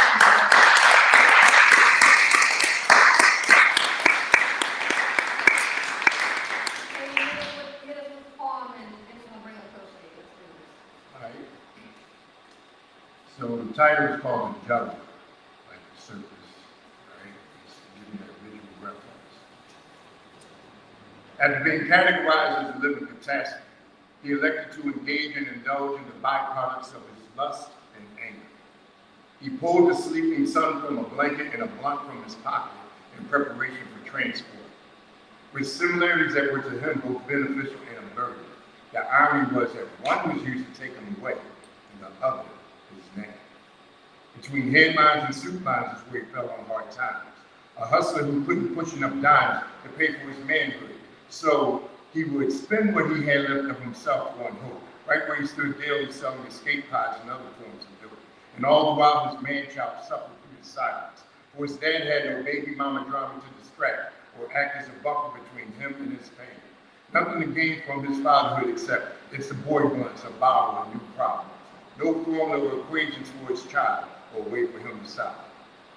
Years had passed, and his offspring was soon asked of his mama, who never showed her face because she had her own life to live and stay away. He had spent as much time in bars as he did funeral parties, boasting and tipping grins, crying through hymns and burying friends. He needs to get away from sin before death becomes this father's only friend, with no one left to stand for him at his funeral, with a handful of tears and dreams, nightmares filled with visions of him trying to get paid, but in them, he'll get sprayed and laid in an unmarked grave. But he is running from himself. In the fragile hands of juggler carries his son on hopeless missions through hazardous conditions, with blunt listed fingers in search of another way to delay his healing. But he keeps looking back to find himself where he left himself standing and staring into the eyes of the secrets that he left behind. He can't let go of the lies and alibis he used to deceive others.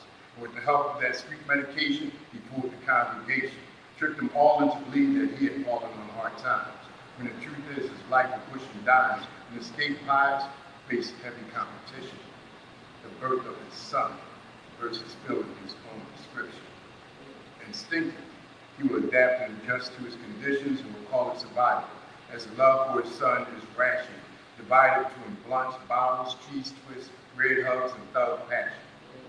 Time goes by, and he, through his son's eye, began to see the world and took a long look at himself and got his life together. So he picked up the blanket that he left behind, leaves behind the blunt and bottle in time to clear his mind, stood up, walked right, found his future with his eyes forward and his son at his side.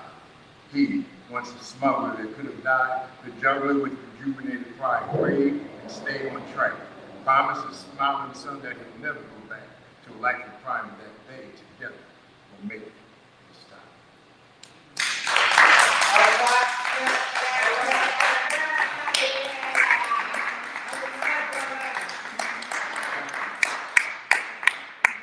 Any questions about that? No, good. It's all very words. And without further ado, the lady of the hour, Coach.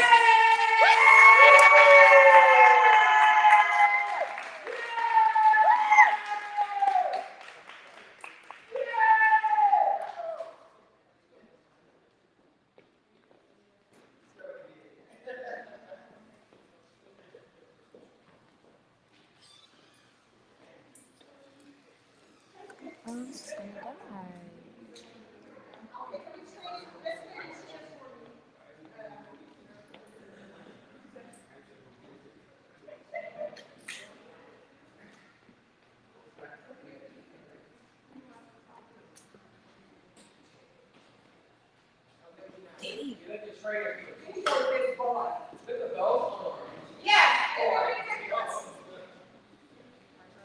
Oh, okay, in charge.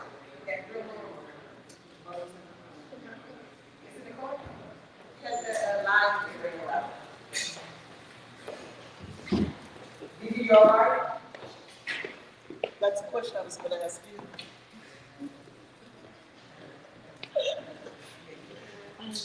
Oh, yes, yes.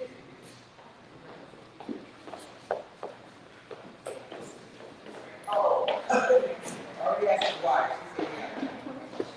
For both of us? So I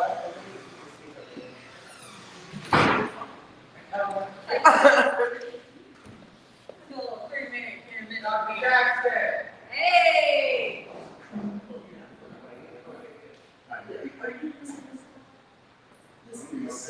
Oh, okay. I just, I'm on Instagram.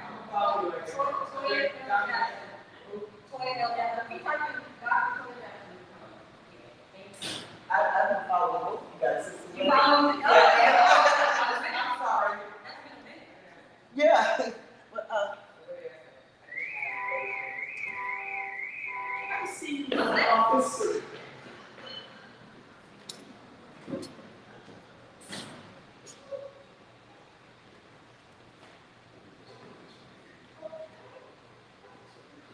Good.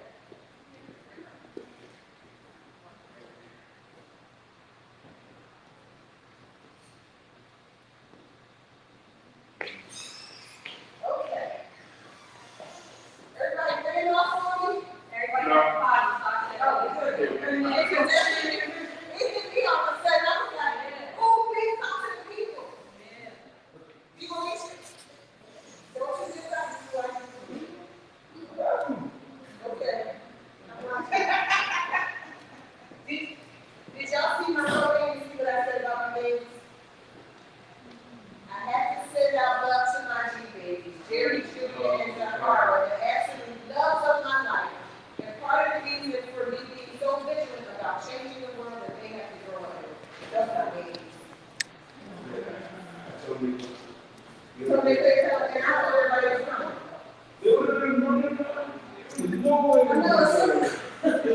way. With you. All right, it's easy. They treat me totally different. Yeah, it's easy to swarm. Okay.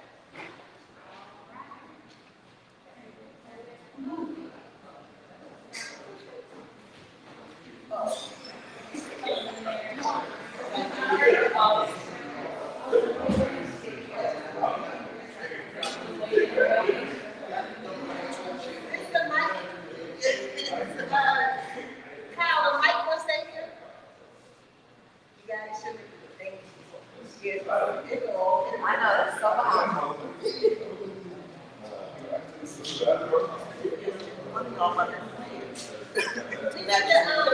going to get like some of the business here. You are, because this doesn't, those shades won't come down.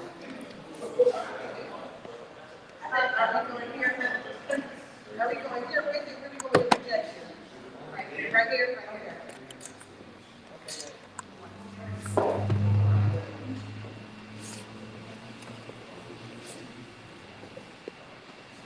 Jack, you want to move this back a little bit?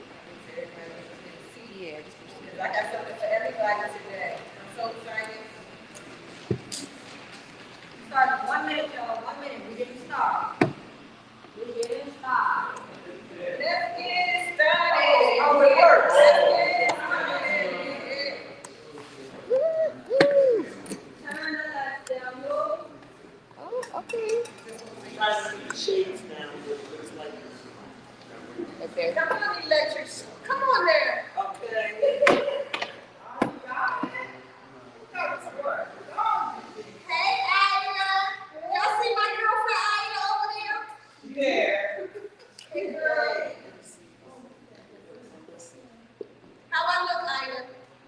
You look cool. Yeah.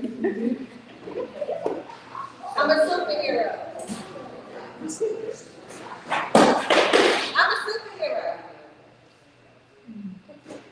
How many people in here bought my first book? Yeah? Yeah? How many people are going to buy my new one today? I have one already. Okay, we're selling books in here. I bought mine. As long as you got well, my thing is this, check this out. I got my Sharpie to sign it. But you know what? If you're not ready, you know, to accountability, you can always buy it for somebody else. You know, you can buy the book for someone else and tell them to handle theirs. However, that's not the order in which you should go. I'm gonna tell you right now. You can tell somebody else about themselves all day long, and I'm gonna tell you right now that the person who pushed through their birth canal or got taken out of that C-section with both hands in that doctor, that whole journey was about that one individual. That's what we're going to talk about today. The individual that should be accountable is Y-O-U. I got some good stuff to share with y'all today. I'm going to wait till everybody gets in their seats, everybody gets situated. I really want to thank everybody so much. Thank you to my accountables, right here in the A, to the A, my accountable team. I appreciate y'all so much. These are the accountables, superheroes.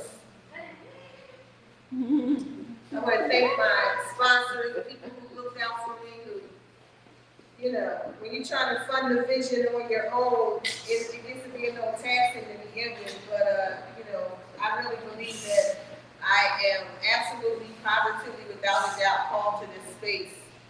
I have no, you know, traveling through life, we try to find out who we are. We're constantly evolving, constantly trying to discover who we are. And during that journey, we go through several different versions of inauthenticity on our way to finding that person. And in 2013, when I arrived in Los Angeles, I arrived not as the D you see here today, but a reasonable facsimile thereof. I arrived here in the best that I could do at the time. I arrived here broken. I arrived here unforgiving. I arrived here resentful. I arrived here angry. I arrived here feeling lost. I arrived here feeling overlooked. I arrived here unseen for 47 years. But the people that I accused of not seeing me, or the people who I felt didn't see me for those 47 years, was not the person in the mirror. It was, and the person that didn't see me was not the people who I blamed all those years, but the person in the mirror. Because I passed by that mirror so many times, but I was on my way trying to see who was going to see about me. And so I didn't have time to stop to see about her because I was too busy concerned to see why people weren't concerned about her. And that seems to be a lot of people's story because of the fact that we go from a place, we're supposed to be in a space of self-awareness, but many of us are in a place of self-consciousness, where our awareness of ourselves is always tentative about those who are looking at us, not more or less about what my tomorrow is, what my dreams are, what my destiny is, what my purpose is. We don't see things like that. We are all in a space where we are programmed to this life that we have. And we're programmed to the everyday. We're programmed to the chase for the weekend. You know, the OJs had a song back in the day, Living for the Weekend. It may be before some of you young people's time. But they had a song about living for the weekend. And then later on, Johnny Check, what was his name? That just got paid. Oh, yeah. Friday night. Yeah. Right? But the thing is that we don't realize that you wake up on Sunday. Today is Sunday.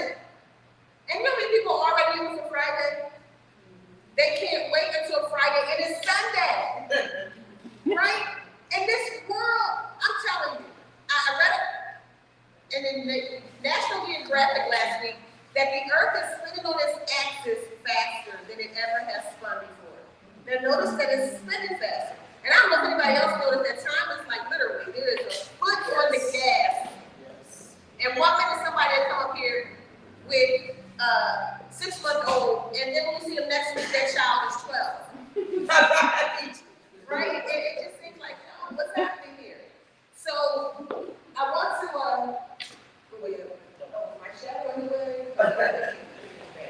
Well, she got sort of like. Oh, okay.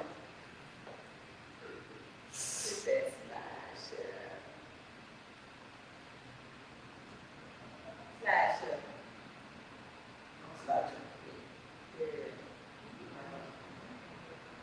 It's in front of me here. Yeah, that's what we're in front of me again. Yeah. There we go. Accountability 101.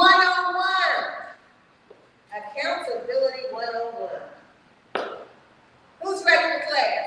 If my son don't pay attention, listen, I'm gonna call you out right here, because listen. I'll say it with your phone.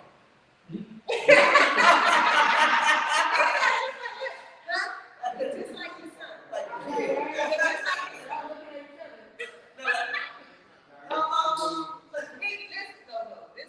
This is a businessman. He got so much going on. I so appreciate you even being here today. I'm just messing with you. I love you so much.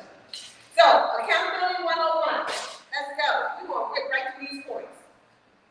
Let's go. Okay. That's my new book, y'all. The Superpower of Accountability. We all know that's the book. But the second is the Living Life Academy, your gateway to mental well-being. Coach D Enterprises is a mental wealth initiative. Now, we all know about wealth. When we think about wealth, we're going to think about money. But how many of us are poor in our mental status? How many people in our community don't think about their mental health? How many people are stigmatized? How many people growing up, we saw people who had nervous breakdowns or people who had schizophrenia and things like that, and stigmas that went with that. That uncle that never came out that room upstairs, you know, such and such got that crazy uncle that walked in the street and think he's a car. Like, we labeled, and so many people don't address their mental issues or either think about their mental health, because then we saw parents who got together and did it all. I had a mother who had 4 children, who worked, put them through Catholic school, the whole 9 yards, and you're like, I'm slacking with my 2. How did you do that? And they never stopped to see about their mental health. So we grow up and we mimic, children learn by mimicking, so we live exactly what we see. And we end up doing exactly what they did, or feeling worse or less than because we can't do it like they did. So then we end up feeling like, oh, I'm not enough, oh, I'm this and oh, I'm that. So accountability is the ultimate superpower. It is the fuel needed for your healing journey. Removing blame and living mindfully will revolutionize your existence, and you will begin to unlock power you never had. The power of self-regulation. Now, who knows what self-regulation is? Okay, self-regulation. For those that don't know, when someone does something to you and we react as opposed to responding, someone does something and then we knee-jerk. That is not self-regulating. That is reaction. Someone does something, I have no control over myself. I'm coming right back at you to give you back what you gave me. Or I'm not even waiting because I already know. Most people think, I already know what she's thinking. Oh, the way she said that, I know what she was thinking.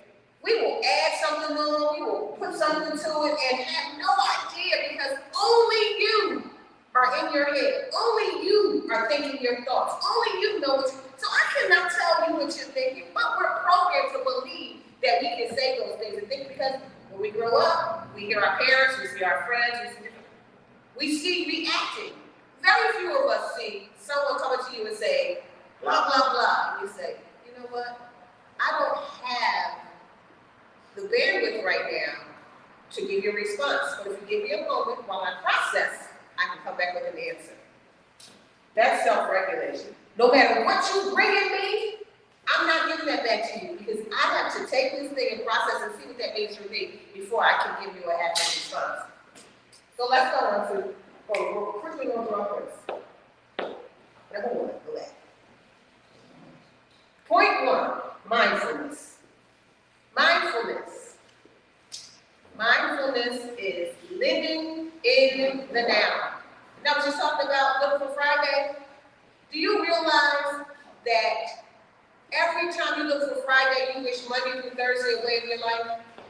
4 days that you aren't even living in, considering, counting on because the weekend. We have been programmed to believe that there is something waiting for us, almost like a gold at the end of a rainbow, for Friday to be here because work week, I guess there's some days off. But if we get to the place where we're so mindful in the moment and we realize that we're constantly wishing for something that does not exist, because do you know that right now it's 1:32. This is the future from when I left the house at 8 o'clock. I could not see 1:30 or what was going to happen in between. The future is always something that we presuppose. We have an idea of what it looks like, but when we get here, it's now. Now I wish for later, and now it's now. So then you wish for Friday, and it's now. But what did you do with the time that you were cognizant of? Were you cognizant of any of it? And then we look up, like me, one day I opened my eyes and I'm 56 years old. And in my head, I'm still stuck at 25, 26. But I was doing the same thing. I was programmed, living for the weekend, Friday night, moving forward. We don't live mindfully. We don't live in those moments. But as we embark on our journey to embrace mental wealth, our first stop is to spring clean our thoughts. We must acknowledge that we go through this life, none of us sit here and really sit and plan how we're going to get the most out of these 24 hours. How we're going to get the most out of the time that is ours. Some of us, we just run, and then we're so exhausted, we don't really take the time to even plan what it is that we're supposed to be doing. And the reason why I'm talking about this is because every single person in this room has a purpose. Every single person is born with a purpose. We each have something that we're really passionate about, that's built into us, that we actually love to do, and that it's not work to us when we do it. But being able to do that seems to be so difficult because I have to do this job. I have to do this, I have to do that. But that purpose is the thing that we're supposed to get to. But the only way we can get to purpose is we got to do it whole. So in order to get to whole, we got to take this journey on through healing. And that journey through healing, baby, is the humdiggity dog right there. That journey on your way to the 100% person who is you, that's the humdinger right there. Because on the way, we find these little pockets of complacency where I don't have to work that hard to exist right here.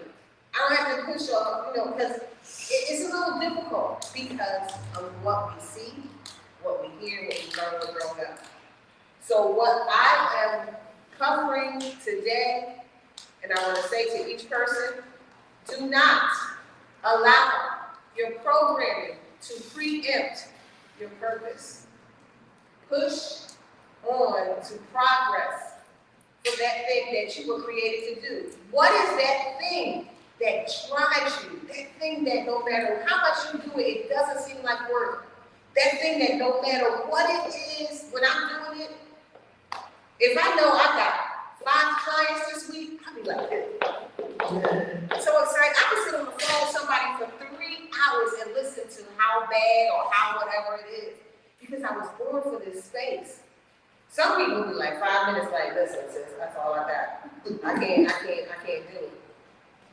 But I didn't just get to this place. There was some H-E double toothpicks between the time that I left Philadelphia believing that I was coming to LA and I was going to be a celebrity event planner, and then I was going to meet David Tutero and be BFFs. I'm going to do these big grand events and forget that church that didn't let me teach Forget that church that didn't let me preach. Forget that church that didn't allow me to be a leader because they wouldn't let me be the church coordinator first of all. But when I think about had they given me what I wanted at that time, I wouldn't be standing right here with y'all. So you gotta think about those things that we hold on to because and I'm so devastated and hurt that they broke my heart. Last week I had to go back to Philadelphia, go to my church, and apologize to my pastor and first lady for the narrative that I carried. I told somebody today, for 10 years you guys have known me, but you don't know me. You know who I showed up as.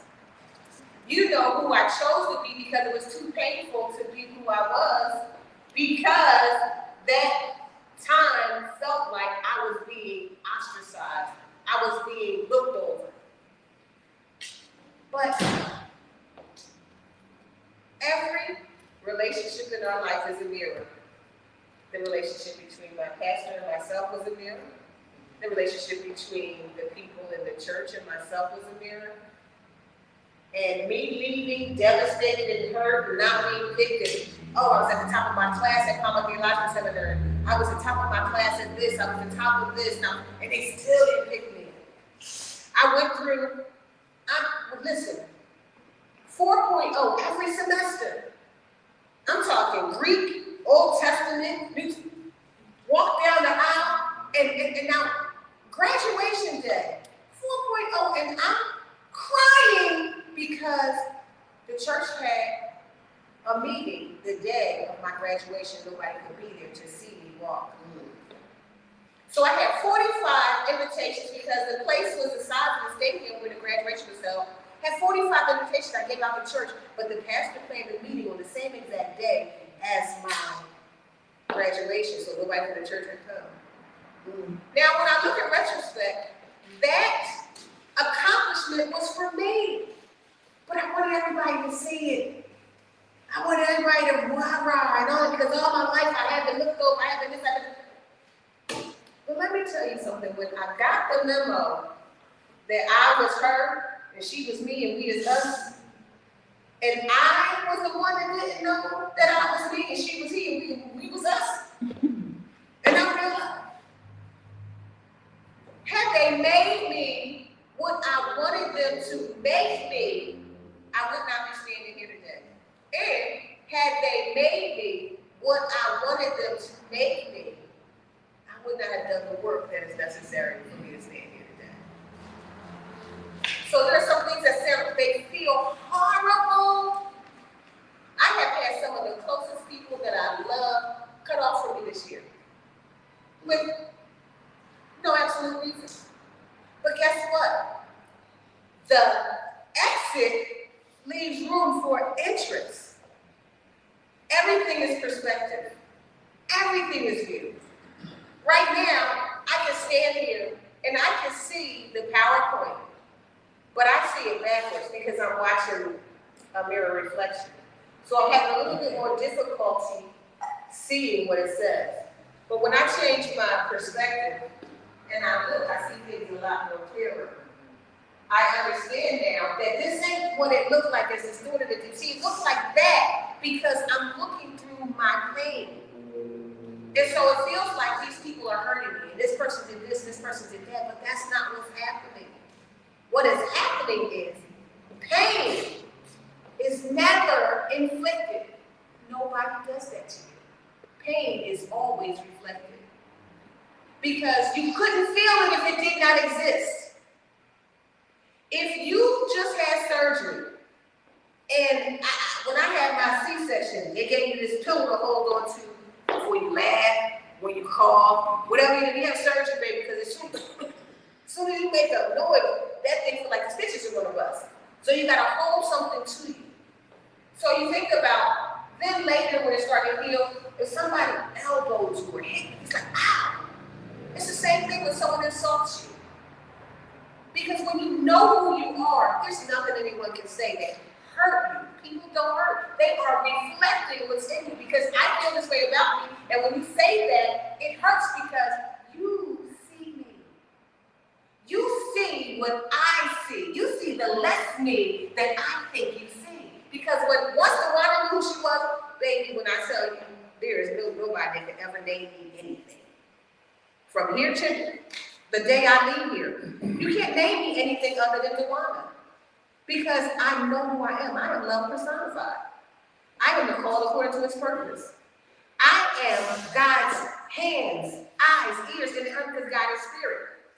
And so God can't come down here and pull you, but he can tell me what to tell you to pull you from there. But there has to be a yielding vessel. And that only happens when you're a whole person.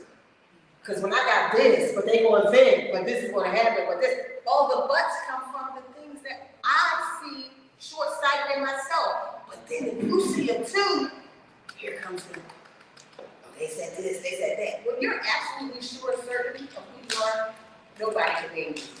So it's important for you to be mindful of the fact that you are the CEO of the corporation that is you.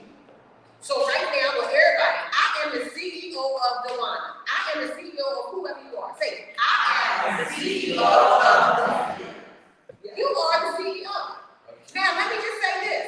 When the CEO, let's just say this, when the corporation makes lots of money and they got the right people in place and they're on target, whose fault is that? The CEO. When stuff go wrong and the wrong people have been chosen by the company and the wrong people are in place, whose fault is that? CEO. Why on earth are we talking about my mama A, my daddy A, my cousin A, my sister A? You the CEO. So you make the choices, you make the changes, you make the adjustments. We don't wait on folks. We don't have to pull and cry. I'm the CEO. I make the decisions. And then accountability says, oh, that wasn't the right one. Let me readjust. Let me reassess. Let me write the vision because I need something to follow.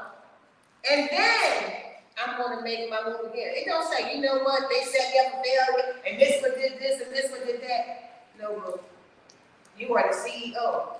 So you have to be mindful to know what brings me joy. What is my purpose? You are the CEO. You are the person we're supposed to be seeking today. So let's move to number 2. Address your pain. This is one of my,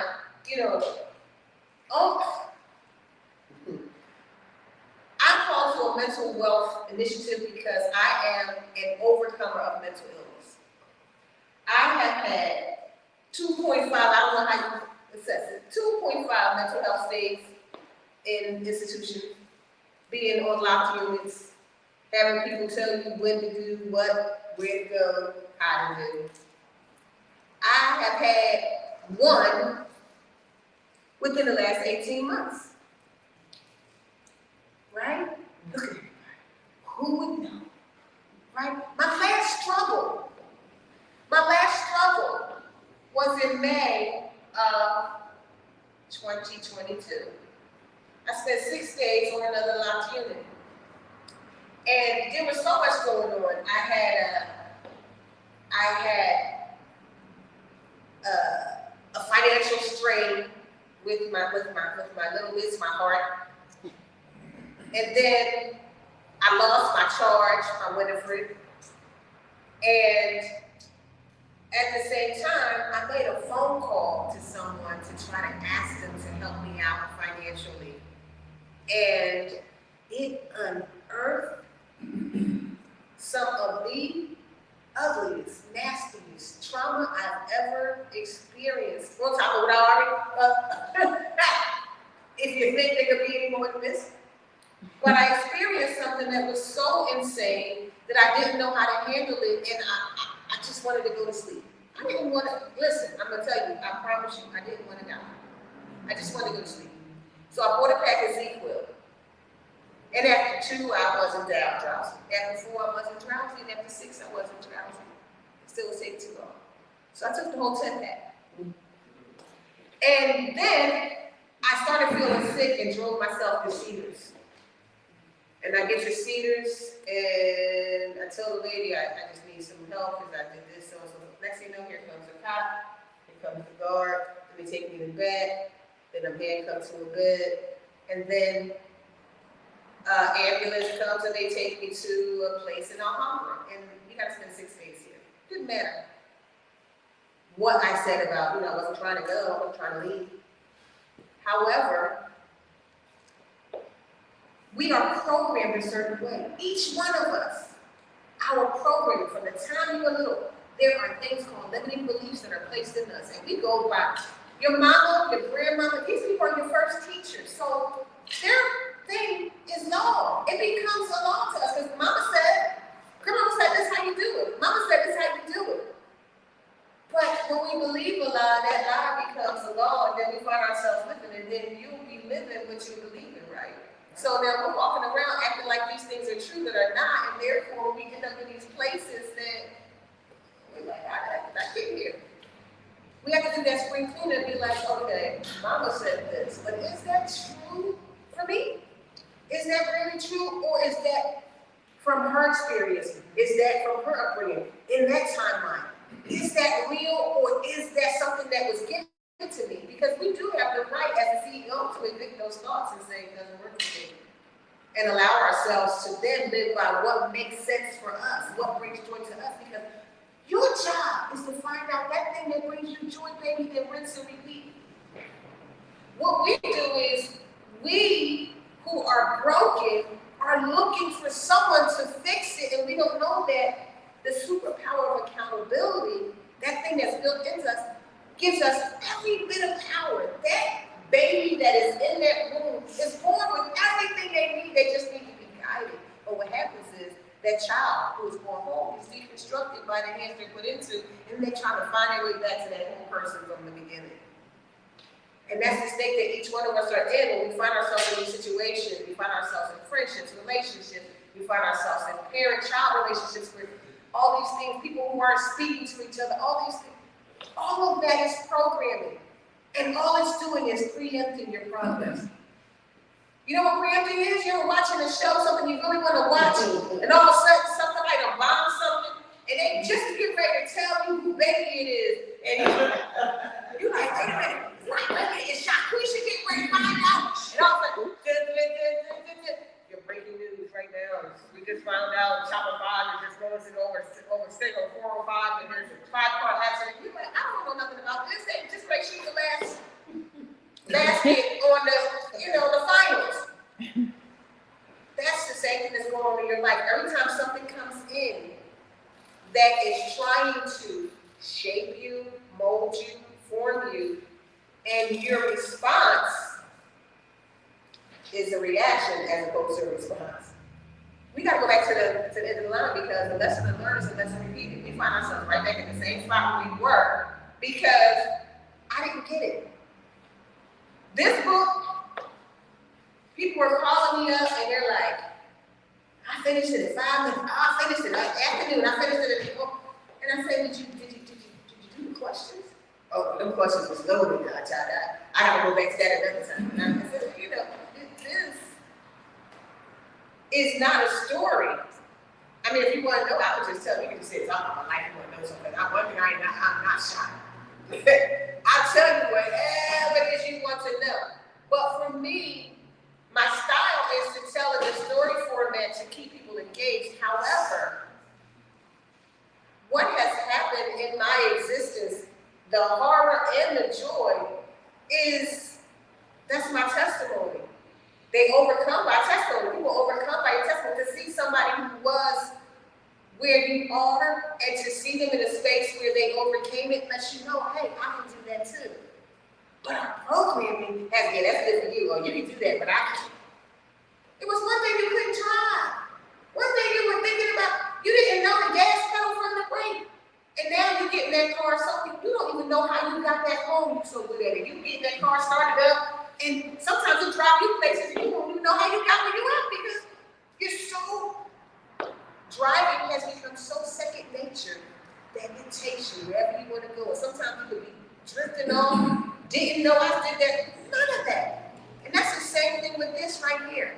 I was over that side where I couldn't see this. And then I decided to get the training, just like people go to driving school. And then the key is only consistency. You rinse and repeat. Just like I tell you, oh, when you get your gums, I had that, we call that stuff, deep scaling. You had to rinse and repeat. Find out what brings you joy, and then do that over and over and over and over and over and over and over again. Because in that space of joy is where you're able to dream. But if I stay in this place of trauma,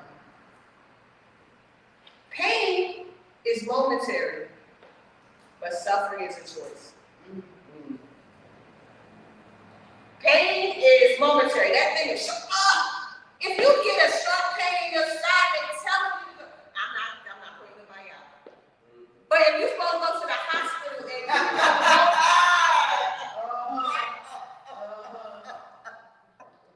pain is an indicator. It's only there to tell you, hey, check this out. You gotta come see about me. This hurt. And this hurt because it's not from that night. If you don't go see about that appendix, it's gonna bust and into your system. If you don't go see about this thing, you won't be out of here. It's God's uncomfortable gift saying, hey, something's wrong. So let's switch this to somebody hurt my feelings. In those sentences, you hurt my feelings. I want you to apologize. So now they hurt your feelings, they apologize. Now what? What are you going to do about that thing that hurt? Because that pain was momentary. And she said, like a me, such and such called me Black Screw. You call me Blackie. You need to apologize. So once they apologize, I don't address why Blackie bothers me. Because now you done cleaned it up. I got my apology, so now I'm not going to look at it. That pain was not you hurting my feelings. That is in me, and the mirror that you are reflecting back to me. Pain is reflected, not inflicted. So if I love the creation that God made, and I love how he made me, you can call me whatever you want, and it won't hurt.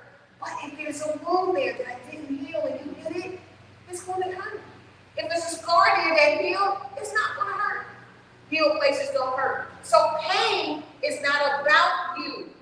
Pain is not about them, it's about you. But they are the mirror to show you. So when I say address your pain, here's the thing about suffering. The pain comes, but when you don't do nothing about it, you suffer. If you go see about it, you can heal it. But when you don't, it just hurts worse and worse, and you feel like you're going to die. And you continue to dwell in those places because pain becomes addictive after a while.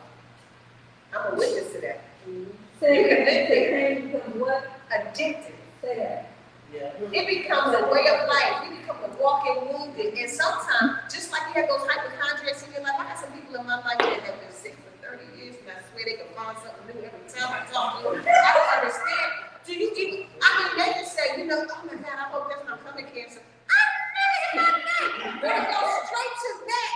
But you can speak some stuff. Why don't you speak $1 million to this lottery ticket so we can get it, but you can get everything. Have walked through hell water, had their head shaved, cancer 3-4 times, then they had all kind of different diseases and babies. And each time, the doctor told me to cover. I've never heard anything from you about this.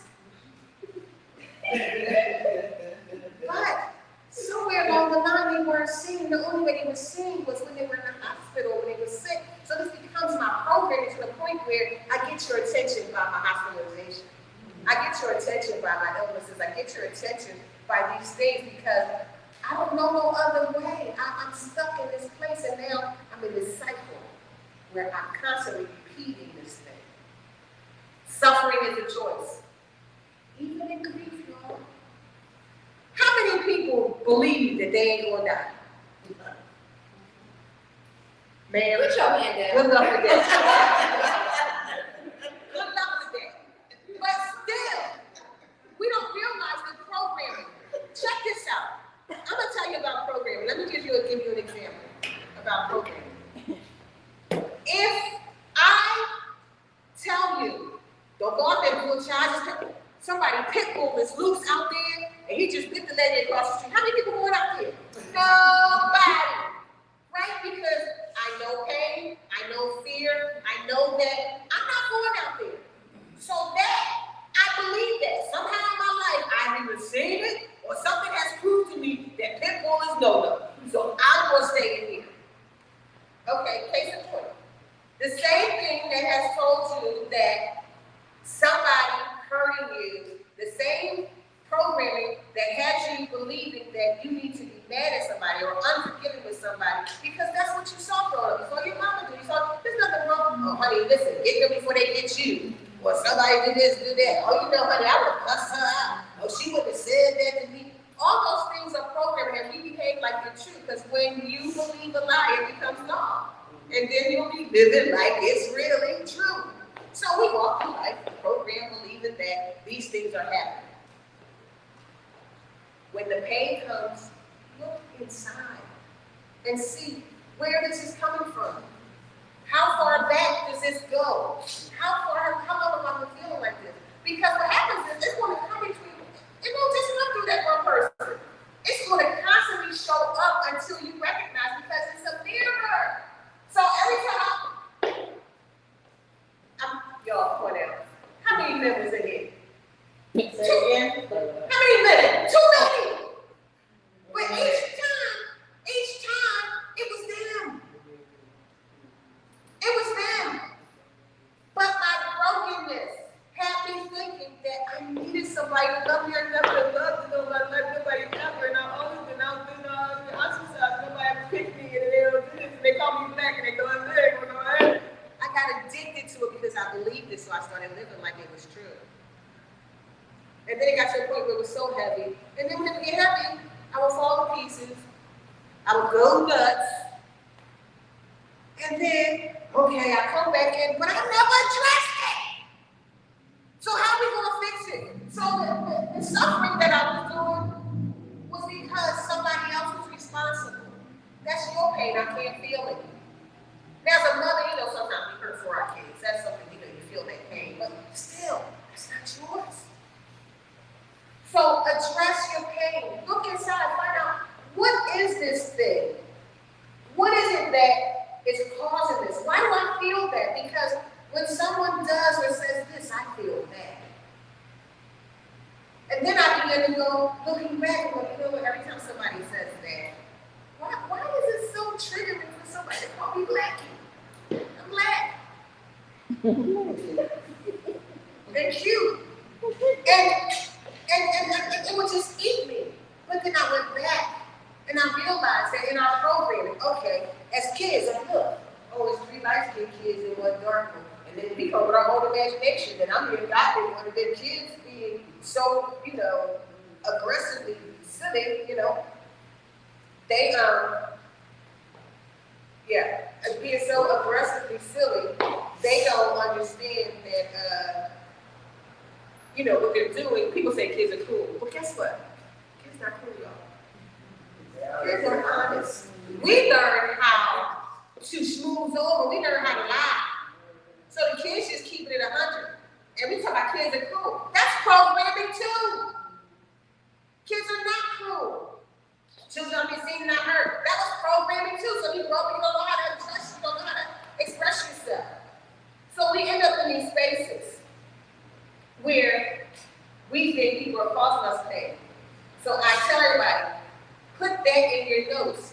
Pain is not inflicted on me. Pain is reflected in me. It's in me. The other event was canceled, so we good. I see you remember.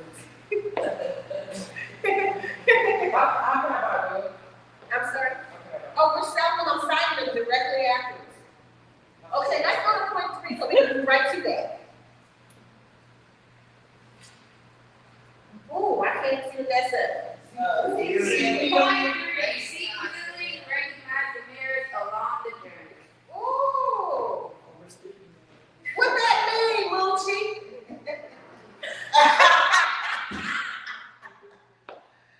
Seek healing. Recognize the mirrors along the journey.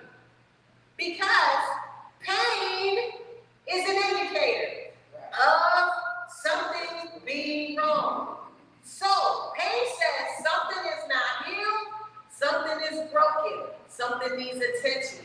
So then I got to seek healing for that pain. I don't want to feel this all my life.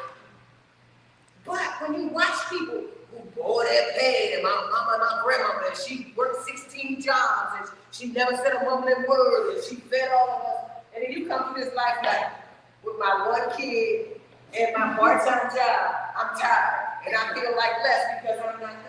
No, seek that healing. Seek what needs to be addressed, and understand that the people who you are meeting along the way are helping to facilitate that journey. I'm telling you, he's not here right now, and that's where there's not enough people in the world. I know we live, and I'm going to say it online. But had I not recognized the mirror that is Brian Odell Cunningham, I would not be standing right here. This man walked into my life, and I blamed him for so much as we were clashing and clashing and clashing. We could do this, you could do that, you're supposed to be this one, you're supposed to be that. At this point, I am so addicted to pain. I am so addicted to this circling the drain of blaming somebody, going somewhere, choosing somebody else, and then they do the same thing, and choosing somebody else, and they do the same thing, and choosing somebody. And never at one point did I take the accountability to take my power and say, sis, we're not doing this no more. But when I crashed into this gentleman, and he, listen, showed me myself like I've never seen it before, I was able to see, oh, I get what's going on here. I see what's happening. Iron sharpens iron. Through the roughest time of your life, you come into my life, and all the rough stuff is where the sharpening is happening. Now I'm sharper, you're sharper, and we can move to this next level. If we don't fold, thinking that life is happening to us and not for us. Life is happening for us, not to us. So these things that are happening, when I go into the gym, I'm up to my squats, right? I'm up to 80. I do 40 on each side. I started out with 10, 15 on each side, right? I do 40 on each side. When I first started, I couldn't do that. But it was the consistency that got me to the point where I could squat like that. When I first started this healing journey, I couldn't hear a lot of stuff about me in bulk. But now, the word is unequivocally, you already know. You already know. It's so impossible to hurt my feelings. And when I tell you, I'm telling you, I had someone leave my life that was there's no word for who this person was to me. However, I am so convinced that this life is happening for me that there's a reason for that.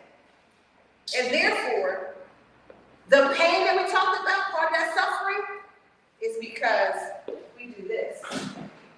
Everything behind me is what I'm focused on. I wouldn't have any, not because I want what I had.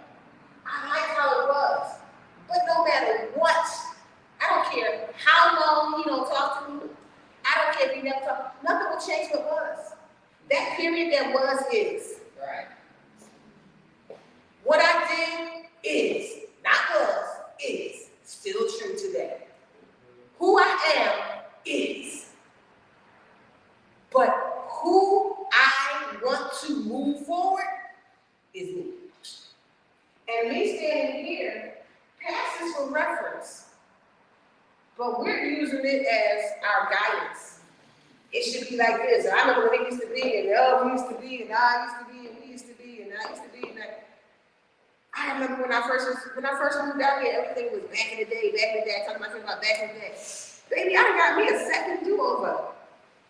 I thought it was over when I got here. I was older than I am now. We all get to choose. You get to do this. You get to, baby, this book opens, I say, had you asked me about my life a few years ago, I would have spun a narrative of hardship. I would have spun a narrative of, it was just awful. People did me like this, they did me like that, they did me like this. So when Ryan came in and he did me the exact opposite way. He said to me, where I had mental constant use me, he said, I don't want to sleep with you. I don't want to use you. You need somebody to pour into you. You need somebody to give you without wanting nothing back. You need somebody to listen. I kept saying, why you don't want to sleep with me? Why you don't want to sleep with me? You see, well, how you don't want to sleep with me? Why you sleep with me? Now, wait a minute. You just told me that men have used you. Men have done this. Men have done, why you don't want me? Why you don't want me to go back? He's showing me in the mirror that even now, first it was men using you, nobody wanting you for you, and nobody. Now here's a person saying, I don't want nothing from you, I just want to treat you good, I want to show you that. And you say, why you won't touch me, you won't. Programming, preempting progress, and I can't move forward because I'm stuck. And I don't understand when I get in a situation with somebody, and it seems like I'm being devastated or you're hurting me. This is me being shown how to get to where I claim I want to be. But that work is difficult. It's very hard to be the one to have to. But let me tell you that I'll change that from have to. I am still alive, so I get to wake up. I get to go to work today. I get to go to the gym. I get to move legs that work. I get to smile, talk, laugh. I get to do all those things. I don't have to. When I say have to, that kind of program makes me feel a little. So when I talk about spring cleaning and all this, we have all the power, but we give it all away to people. When we claim that they're doing this and they have control and we can't live without them. Let me tell you something. That umbilical cord was the last time you couldn't live without somebody. The umbilical cord was the last time you physically could not live without somebody. It happens all the time. Children are abandoned, children are left, children are raised by grandparents. There is nobody that you can't live without. I'm here to tell you that. When we refuse to accept it, somebody dies, that's real life. We have to allow ourselves the process of grief, because everything is a process. Allow yourself that process. But that stay there refusing and not wanting and refusing that they're gone and not wanting to leave and all that, that's a choice. That's really difficult to understand, but it really is a choice. We get to choose how we maneuver in this world. We get to choose joy. We get to choose the people. We get to choose the life. Or we can choose the pain. We get to choose that. So seek the healing, but recognize that the people along the way are reflectors. And they are also there to occupy. They hang out with you, do time with you on the bus stop. We won't wait for the same bus. We sit there, we talk, we let them see that before in our life. We help to pass the time, the bus took a long time, next thing you know. They help me get right through this little space. So there are people who are going to be along the way, but you want to hear something from them that's going to set you up for where your next step is going to be. So allow yourself to seek healing, because that is the key that is going to take you to purpose. Point number 2. Point 4, discovering and embracing purpose. This is our last point. So our 4th point delves into the heart of the matter, discovering and embracing your purpose in life. This journey involves self-exploration, self-reflection, and a profound commitment to living with intention and passion. And here's why this is so essential. And I'm going to give you all 7 points. First of all, each one of us are on a quest for meaning. Human beings have an innate desire to find meaning in our lives. We always want to know why, what. So we get somebody die. We don't want to know nothing but what happened. What's that only thing? We want to know 2 things. We got the body and what happened. What? I don't understand it. We all such and such thing. So like, what happened? You look in the comments, somebody died. Anybody know what happened? Somewhere down here, somebody said, anybody know what happened? We just need to know why. Everything is a quest for meaning, but we know people are born to leave here. But we're programmed. We have a quest for meaning. So this search for meaning drives us to explore, to learn, and create. But those of us who get complacent along the way, you got tired of getting knocked inside your head. You're still the CEO. Number 2, personal fulfillment. Discovering and living in alignment with your purpose is a pathway to personal fulfillment. This allows you to tap into your innate talents, things that you're born with, not something that you go to school and learn and develop what you were born with. Number 3, contribution to others. On this journey, like I said, you find other people and you run into other people, but those people are not just out there for you, you're out there for them, but there's always someone there who you can contribute to, something you can give to their life based on your own experience. Because often our purpose is closely tied to how we contribute to the well-being of others. Number 4, sense of direction. Embracing your purpose provides you with a sense of purpose. It provides you with a clear sense of direction. It becomes your guiding light that helps you make decisions. Everything gets set according to where you're trying to go. I know my purpose is stages. My purpose is school assemblies. My purpose is teaching emotional intelligence to our children, because what's making them pull those triggers is not gun control, is not going to do that. What's going to do that is them having the understanding that they control their emotions, and nothing should take you to the place where you're taking somebody's life or being in a position where yours is being taken based off of the fact that we didn't know how to control our emotions. We weren't raised to know how to explore them and how to express ourselves. And that our emotions are only guides letting us know whether our safety is threatened, so that we know whether to go into that kind of mode, of survival mode, whatever mode that we need to go in. It's never about you shooting somebody, hurting somebody, killing somebody, hitting them back. That's not it. Resilience and fulfillment. When you live in alignment with your purpose, you develop resilience. Challenges and setbacks become opportunities for growth, not roadblocks to your happiness. This is because you'll be deeply connected to something that transcends momentary difficulties. No matter what you're going through, when you're doing your purpose, baby, I can be broke.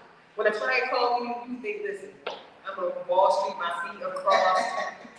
Because one thing about purpose, it gives you something to live for. It gives you something to strive for. It gives you something to wake up for. It gives you something to chase. Here's my favorite, number 6, accountability to yourself.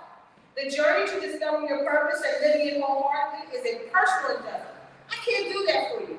I want it for everybody because it feels so good. I tell you to be in a space where people stop running all over me and move bills with me and me being too nice and me not caring that I tell you it's a beautiful place to be.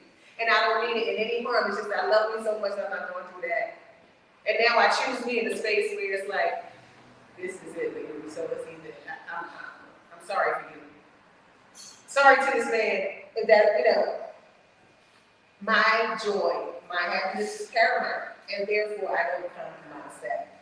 I'm accountable to me for that. Number 7, our final point, ongoing self-discovery. Your purpose may evolve and change over time as you grow and gain new insight. Being accountable for self-discovery means continually assessing and adapting to align with your evolving purpose. Now I'm going to close by saying this. Your purpose may evolve and change over time. What I love is God is not in time, He is outside of time. Time is for us. We don't even have time constraints. My purpose showing up in my 50s versus somebody showing up in their 70s versus somebody. We all have one. We all have a journey to go on, and we all have something that this world needs from us. But when we fold, they won't get it. And we won't get the satisfaction and the joy of having reached that whole place where we're able to provide that for them. There is nothing more satisfying. There's not $1. I can not have 10 cents in my pocket.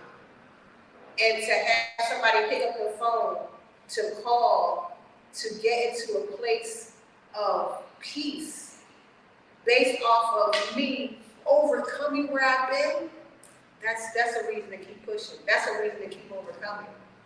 That's a reason, that's God saying, okay, because a lesson I learned is a lesson repeated. So since you did that, you need to pass to the next. There's certain things that I don't have to do over again because I got it right this time. Now I'm still doing some stuff like that. I have not arrived by no means. I'm not trying to say, oh yeah, I got it. But I got it to the point where I love me with everything that was a journey. I've gotten to the place where I understand, listen, there's nothing that you do that is off-ending to me, that will have me off of my end, my part of this relationship. But that's what offense is. I get off mine because I'm cool where I'm at. But when I allow you and what you say for me to step over here, I'm off my end. So there we have the imbalance. That's off-ended. I don't deal with offense because I know that whatever that battle is that you have has nothing to do with me. So I want to thank everybody that came out today. I thank everybody that did any and everything. I thank everybody that consistently encourages me, those that buy the book, those that call, those that take the classes, those that are contemplating taking the classes. I really pray that those who have known me in this 10 years see what healing looks like, see what evolution looks like, see what the girl who walked in saying, is the street walker auditions tonight? Could then be this person. That's exactly what she said. I walked in that place with fishnet stockings and booty shorts, and I said, I'm here for the street walker audition. That was my introduction to my sister circle. It was December too. And I'm here for the street walker audition. And yeah, so when I talk about trying to find yourself in all these different inauthentic places and pieces, there were certain parts of me that were present, but most of it was me trying to fit and trying to find my place and not being content with who I was going to be. And let me tell you something. WYSIWYG. Who knows what that is? Gigi told you. WYSIWYG. What you see is what you get. Is what you get. WYSIWYG. This is the Dewana that God gave the world. Correct yourself. This is it. This is what you get. So thank you guys, each and every one of you. I'm going to go out here and sign some books and sell some books. You guys can come and buy one. I love you guys so much.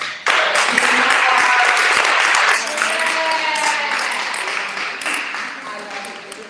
Anybody want to say anything or get a question or anything? Thank you so much.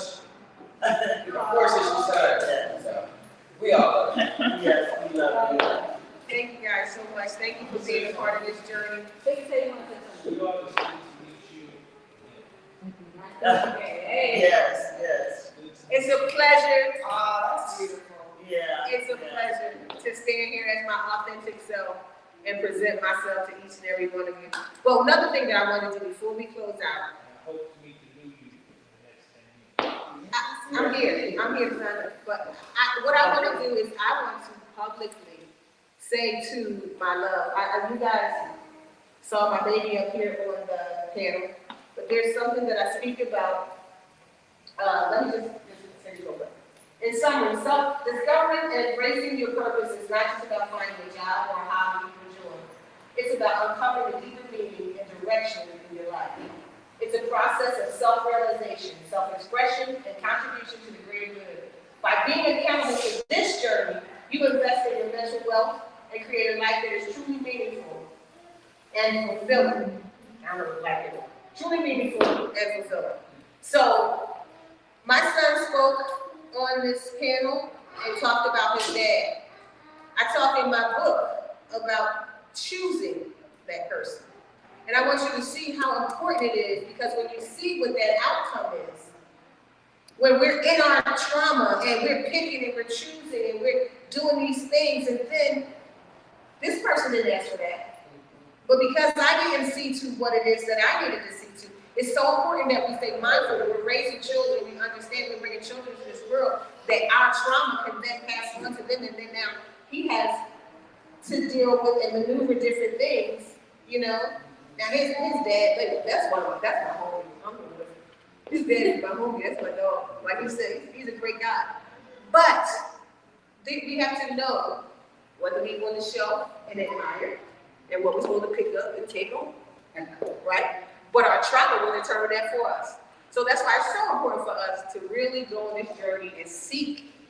Because now, As a single woman by choice, my needs have changed. My toleration is so low. Before I would take whatever showed up. Now, baby, order this. It ain't just for anybody. This person has to be doing or done the work that I have so worked to do for myself in these last 2 years. Otherwise, I got nothing to do. Thank you guys again. I love you guys.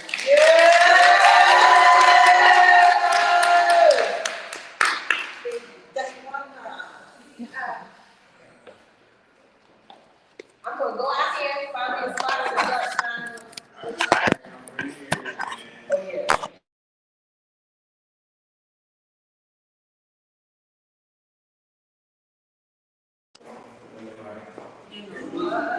Hey, I saw everything. I see you coming over here. I was like,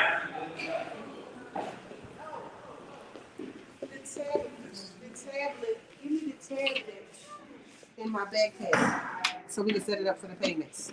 I'm gonna put the camera around again. Ooh, that'd be good. Is the tripod still? I think that's what it says. Put it back on the tripod? Well, I mean,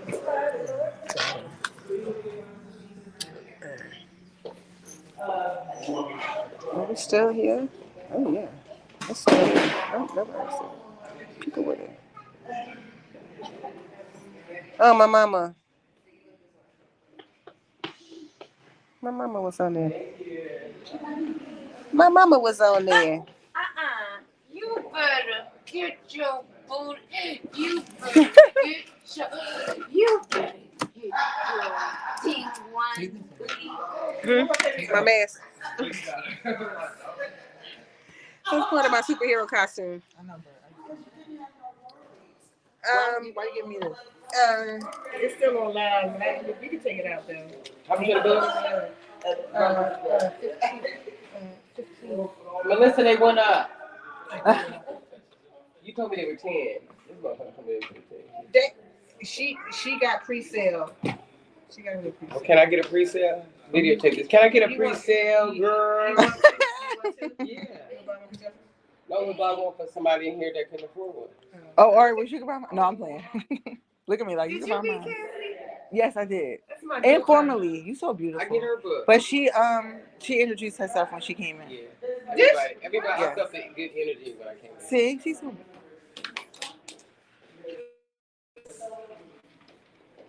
Okay, who is this? Who am I? Is this for you?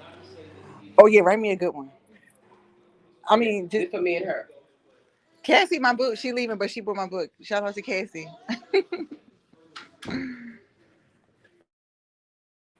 Can't nobody see. That's all y'all can say. Okay. The rest is personal.